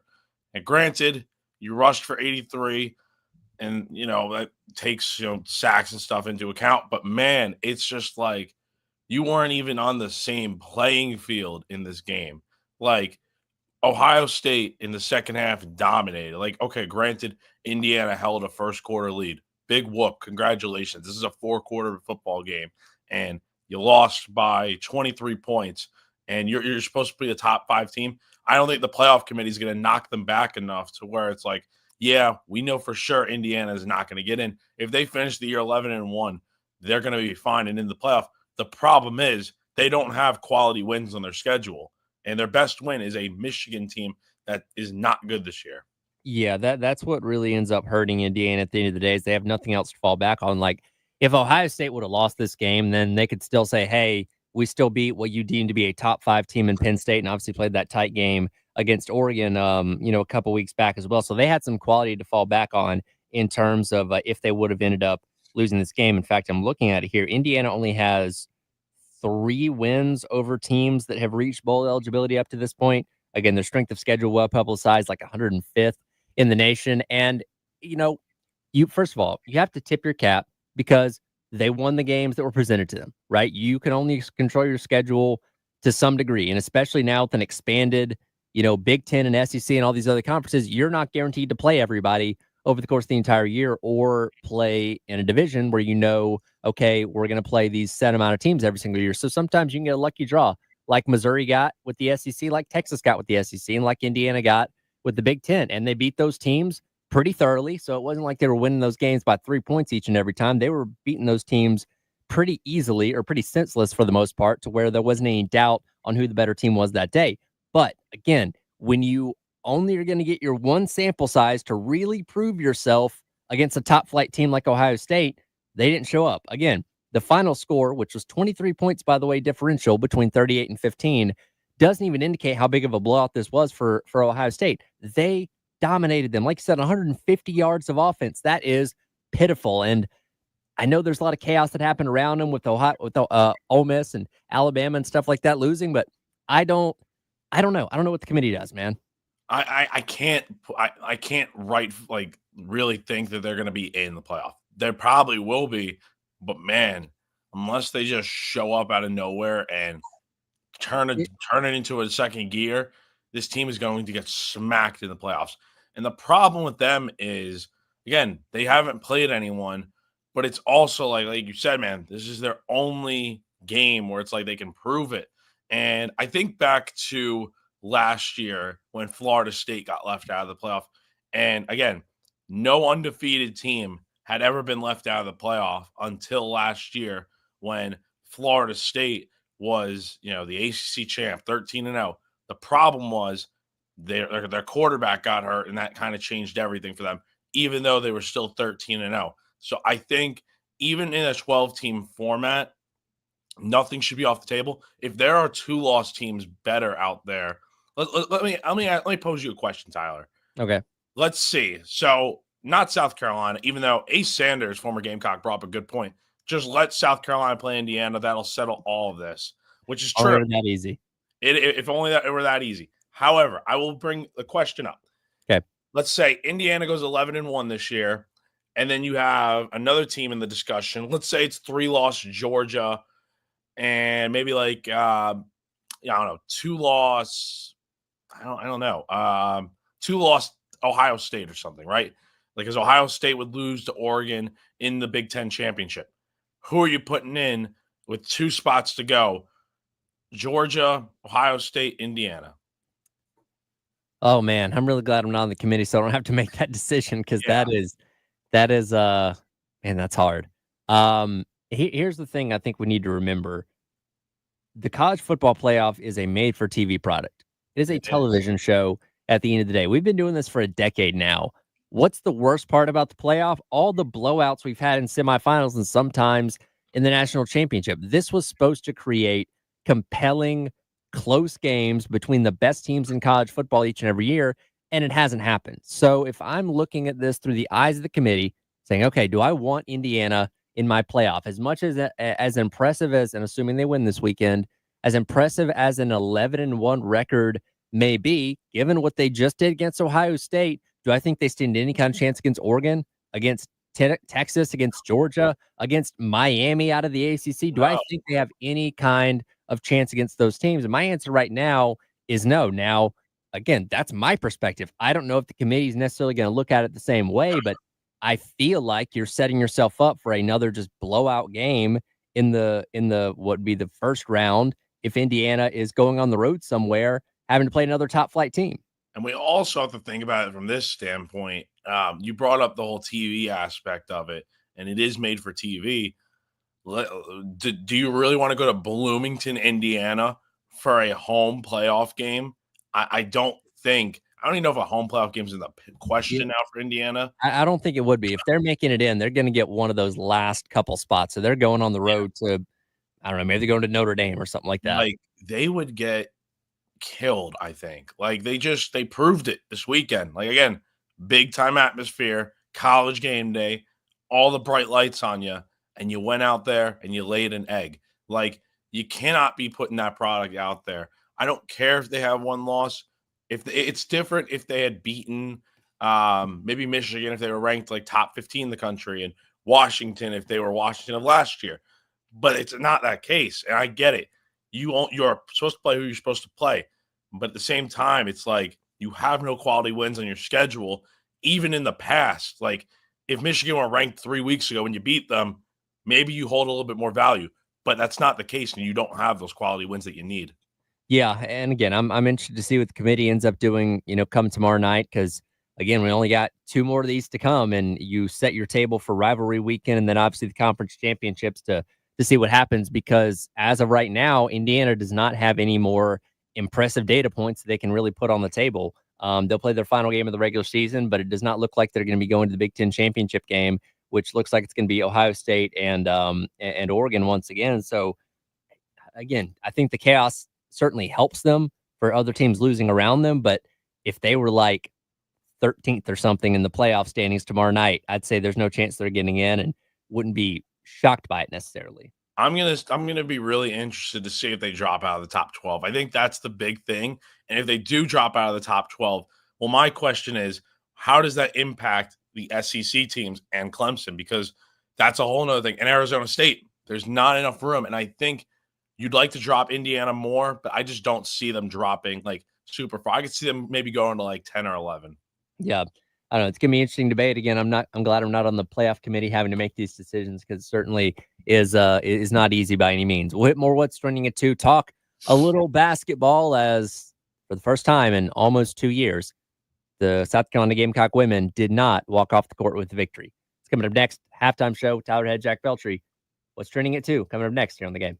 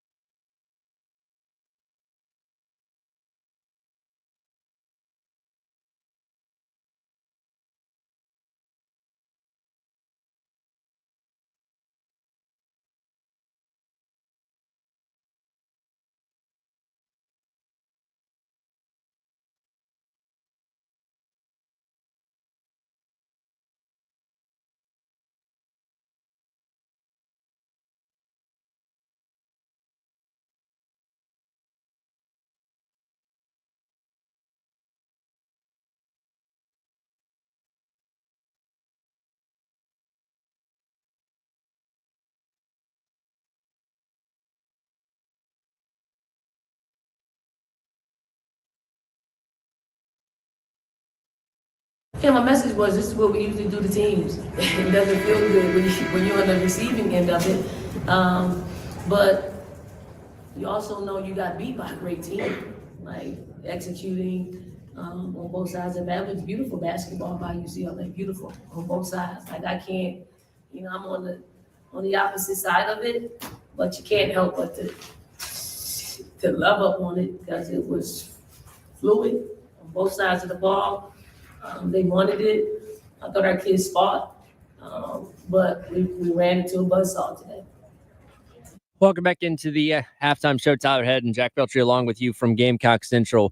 Going up until 3, then Jane Latch take over for the halftime show. By the way, halftime show tomorrow. Going to be broadcasting live from Cato's Power Equipment at 4012 Beltline Boulevard. Stop by and register for your chance to win Carolina Clemson football, Carolina Clemson men's basketball, and Carolina Clemson baseball tickets. All 3 are going to be drawn a little bit later on the early games. Go by and see them again tomorrow from 3 until 6 at Cato's Power Equipment. That, of course, was the voice of Dawn Staley yesterday after the Gamecocks fell 77-62 to the UCLA Bruins. First loss for the Gamecocks since that Final Four loss to Iowa all the way back a year and a half ago now, almost 2 years ago, ending the 43-game win streak, which had just eclipsed their previous record of 42 the other night against Clemson. And I think Dawn Staley described it perfectly.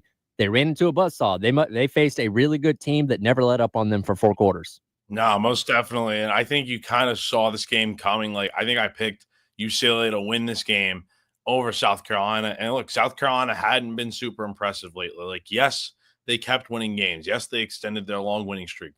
But you knew at some point when they faced a team on an equal playing field like UCLA, it might not go their way. And that's what you saw. Like, that first half was brutal for South Carolina. I think they were down by like 21 points, right? Like, it was over from that standpoint. And look, Carolina, maybe it's a good thing to lose a game like this. It's never actually good to lose in general and get kind of blown out essentially by 15 points.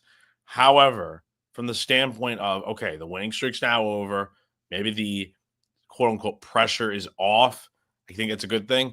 However, it doesn't matter if you don't go out here and win this next game against Iowa State. Because, look, there's not going to be many people overreacting to the fact that, oh, South Carolina lost a game for the first time forever. The season's over, all this and that. You start losing a game to Iowa State, and then you lose a few more. That's where things can get a little bit tricky. So this team doesn't really have it together yet.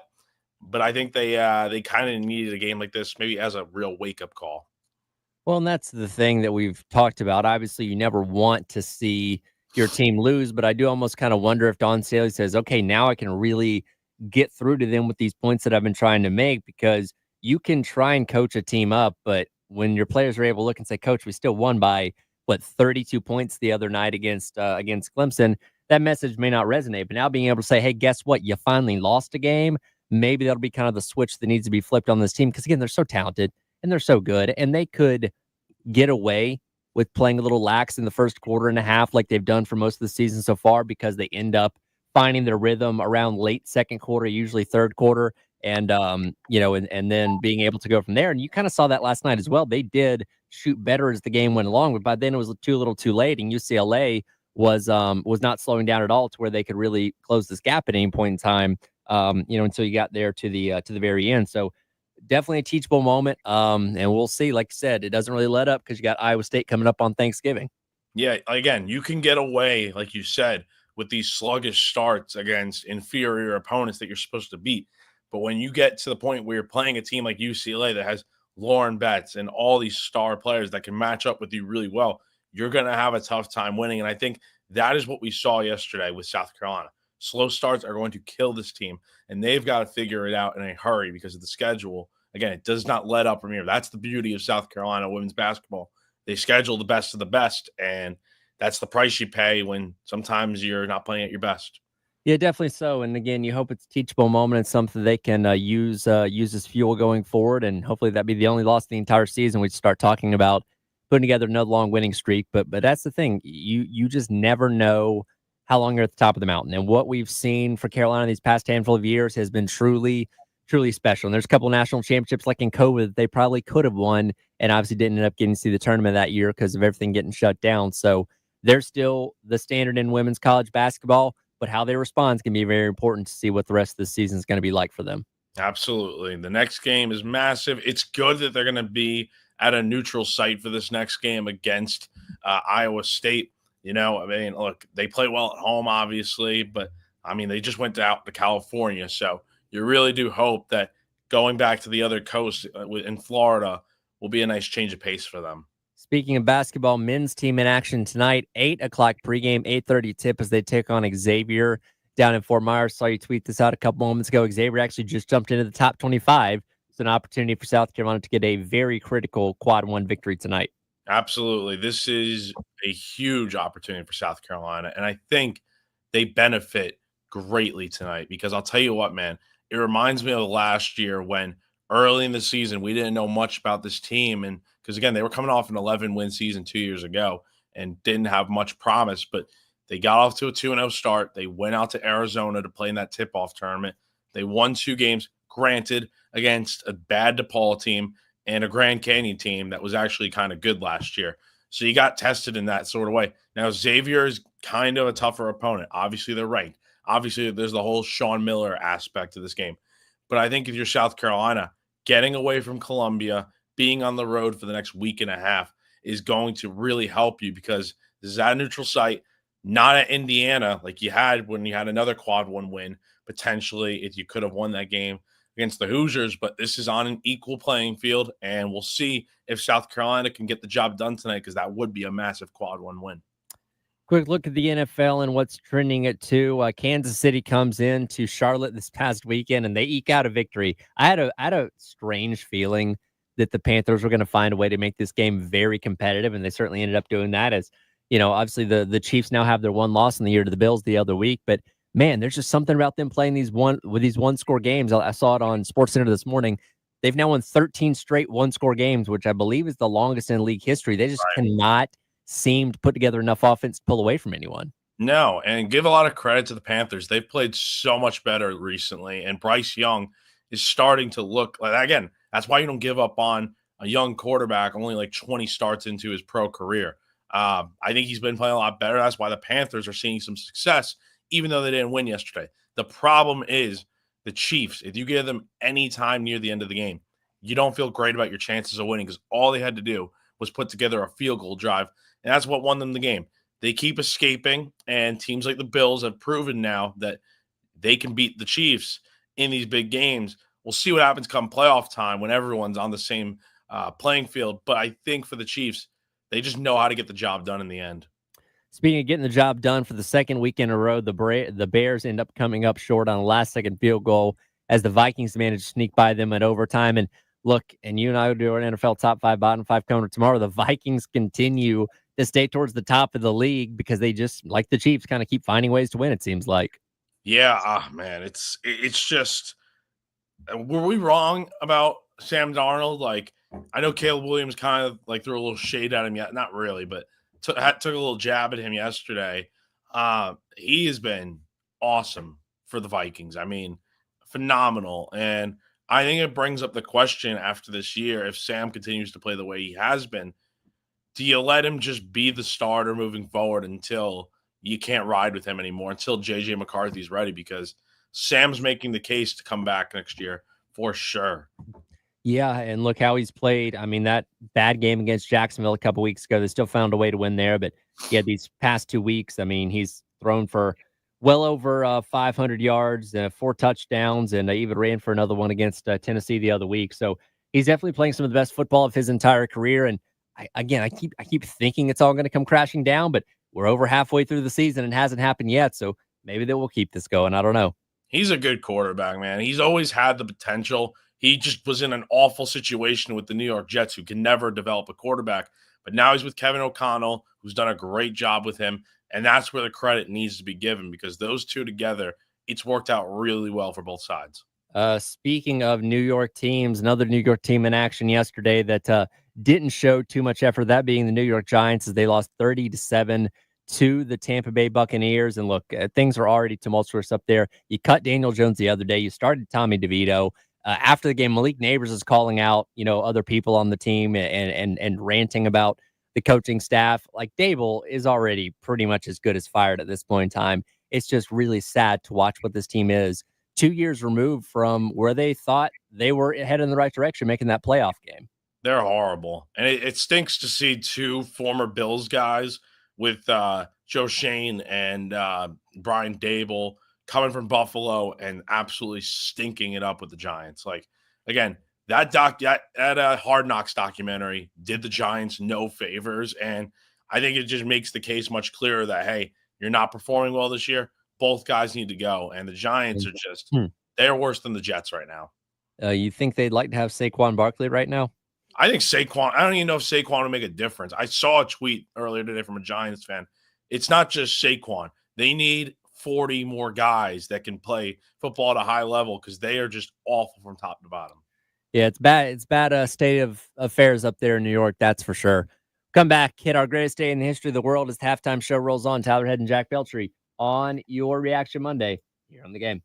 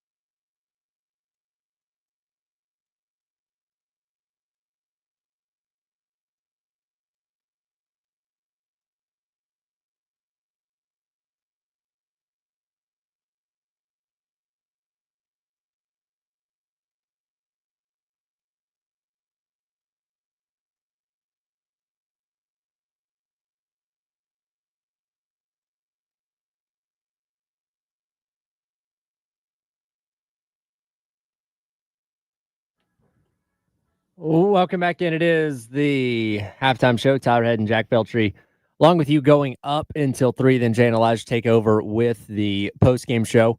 Reminded the Lori Lisa Special Teams contest rolls over to another week. $1,200 up for grabs as the Gamecocks wrap up the regular season. Taking on Clemson coming up on Saturday. Go online to 1075thegame.com.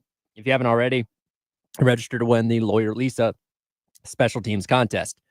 It is time for the greatest day in the history of the world. Jack, we always like to go back and take a look at a old school one first. 1940, the University of Michigan football team officially retires the number 98 worn by the great Tom Harmon, one of the greatest college football players of all time.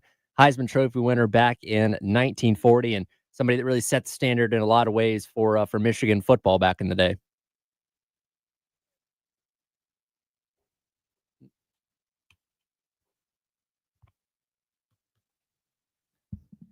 Yeah, we'll get Jack's microphone back on here in just a second here. Totally sorry. There we go. Totally sorry. Thanks, man. I appreciate it.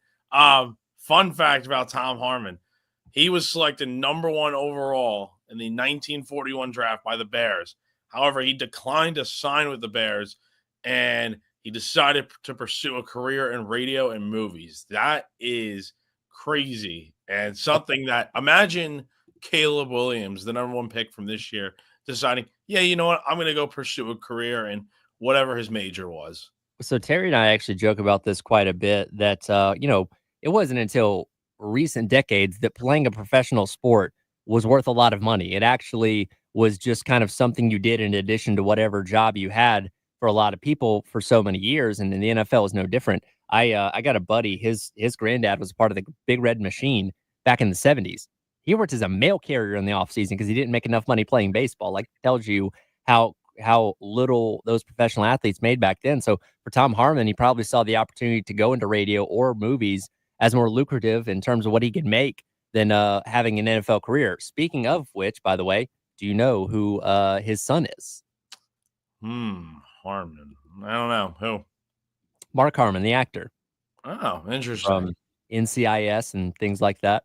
Oh, that's a pretty cool connection there. Now, a lot of people around our age are probably most familiar with Tom Harmon, the number 98, because who Devin graced Gardner. the last cover of NCAA football before this year? Devin Gardner, shoelace, wearing number 98 in honor of Tom Harmon for his last couple of years at Michigan. Denard Robinson, excuse me, for his last couple of years at Michigan. Yeah, that's man, Devin Gardner, number 98. Who could forget? That was different times. Yeah, I know, and that's again kind of where the closest connection for us came. Let's see, go to now 1979. Pat Summerall and John Madden on this day broadcast a game together for the first time, a pairing that lasts 22 years and becomes one of the most well-known partnerships in TV sportscasting history. They did a really good documentary on John Madden that came out on Christmas a couple years ago, and for people like us, our age, we didn't get to experience John Madden, the football coach. We got to experience mainly the football game, but also we caught the very tail end of John Madden's broadcasting career when he, I guess, was last on NBC with Al Michaels doing Sunday Night Football. And again, his voice and stuff, so many iconic calls, so many legendary moments, and obviously the video game continues to live on. But that pairing with him and Pat Summerall might be considered the greatest duo to ever call football ever in television. Probably. I think it's right up there amongst the top. And look, John Madden, I mean, right around this time of year, Thanksgiving, I mean, it's such a big tradition now to honor him because this is his time of year to shine and stuff. I mean, look, John Madden's one of the legends of the sport in the NFL, and it's crazy that he's no longer with us. Yeah, they're going to be wearing patches, by the way, for the 6 teams playing on Thursday on Thanksgiving. And of course, you always have to get the turducken out after the game, as that was the signature of John Madden. Yeah, I wonder if there's going to be any. My dad was asking me yesterday, are there going to be any 10-leg turkeys or anything like you would have seen back in the day with Madden? We'll have to see. 2018, greatest day in the history of the world. Chargers quarterback Philip Rivers sets an NFL single-game record, completing 25 straight passes in a 45-10 win over the Cardinals. Mark Brunell and David Carr previously shared the record with 22. Also set the record for the best single game completion percentage in NFL history at 96.6%. The career Philip Rivers is so interesting because he played way better than what the Chargers ever accomplished. I look at him and Matt Ryan in a lot of similar ways where their numbers certainly suggest they could be in the Hall of Fame, but the fact that neither one of them have a Super Bowl ring, I don't know if they ever get in. I don't know. Well, Matt Ryan, I think, is a little bit close. Like, I don't know. Both of them are great quarterbacks in their own right, but you are correct. They don't have Super Bowl rings. Matt Ryan obviously should have one. We're not going to get into why because, Yeah, we know. But look, I mean, I think both of them on their merits alone with stats and stuff, which I think should matter. I think that should get them in. But again, it would be a lot easier to admit them if they had Super Bowl rings to their name. Lastly, this day in 2020, Caitlin Clark makes her collegiate debut for the Iowa Hawkeyes, recording 27 points, 8 rebounds, and 4 assists in a victory over Northern Iowa all the way back in 2020. And look, I know she was a highly touted prospect coming out of high school.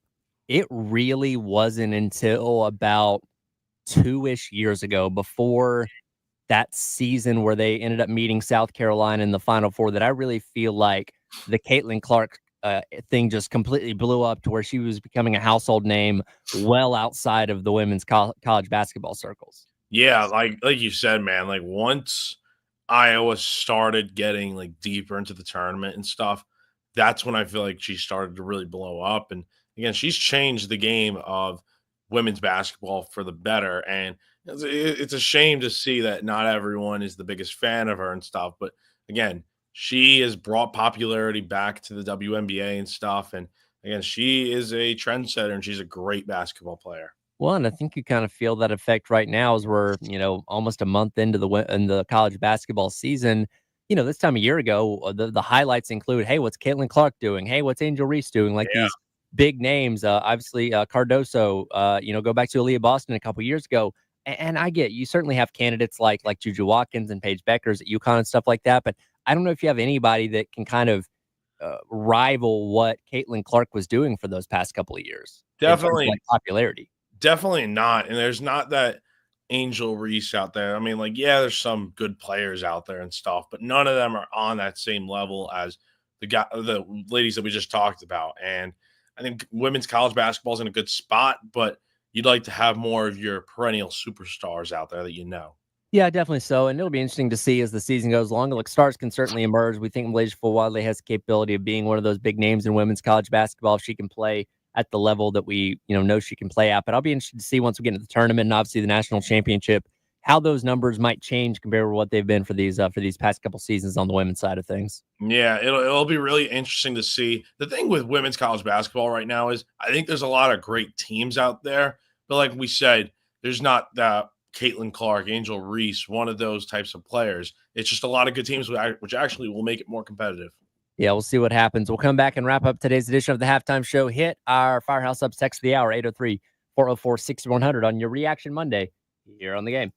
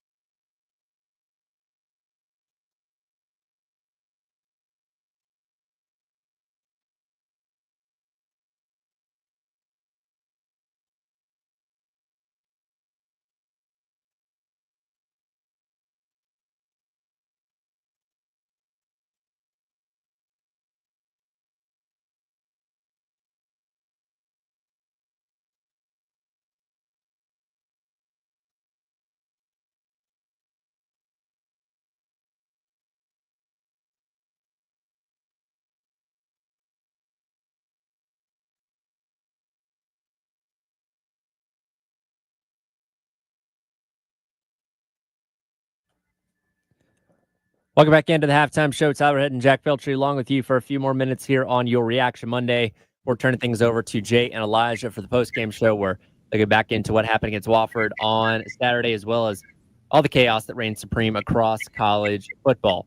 It is time for our Firehouse Subs text of the hour, 803-404-6100. Quarter weighs in and says, go back to the BCS rankings and take the 12 best teams, no matter the conference, to the playoffs. And well, buddy, you're preaching to the choir. I would love that. Unfortunately, that is never going to happen, and we must react to committee rankings because that's what we've been stuck with up to this point. Exactly. We are way too arrogant as a society to face the facts that human bias is a problem here. Like the fact that computers, that's the thing about them. There's no bias. They don't have feelings. It's a computer. But with humans, it's like, look, you have on the committee, there's Big Ten people on there. It's ADs, it's former coaches, it's people that, maybe it's maybe it's a Michigan AD or something, and they have a rooting interest. I hate Ohio State or something, and they want to leave them out of the playoff if they lose another game here. Like, you can't be having stuff like that with a computer, which I wish that's how it went, like the BCS. It doesn't matter. Like, you put the 12 best teams in, and I think that's what it should be about. At the same time, though, this format doesn't really allow for that because conference champions automatically get in. Yeah, and look, I've never been a fan of automatic qualifiers. I get why they have it within this structure, and my fear is that the SEC is not going to get as many teams as they want to win this year, and Greg Sankey's going to push for like a 16-team playoff where the SEC is guaranteed like 5 or 6 spots every single year. I don't want that. I just want the best teams to get the opportunity to play, and if you tell me the 12 best teams are comprised of 3 SEC teams, 4 Big Ten teams, and then 3, Big 12 teams and a couple ACC teams, okay, fine. Then we'll go with the playoff that way. But it's this, chaos of, well, the Big 12 still gets in because they get a conference champion, even though they're other conference champions are in the top 12, and all this kind of stuff that makes it very convoluted. And again, we didn't vote for the system. It's just what we have, and we have to deal with it.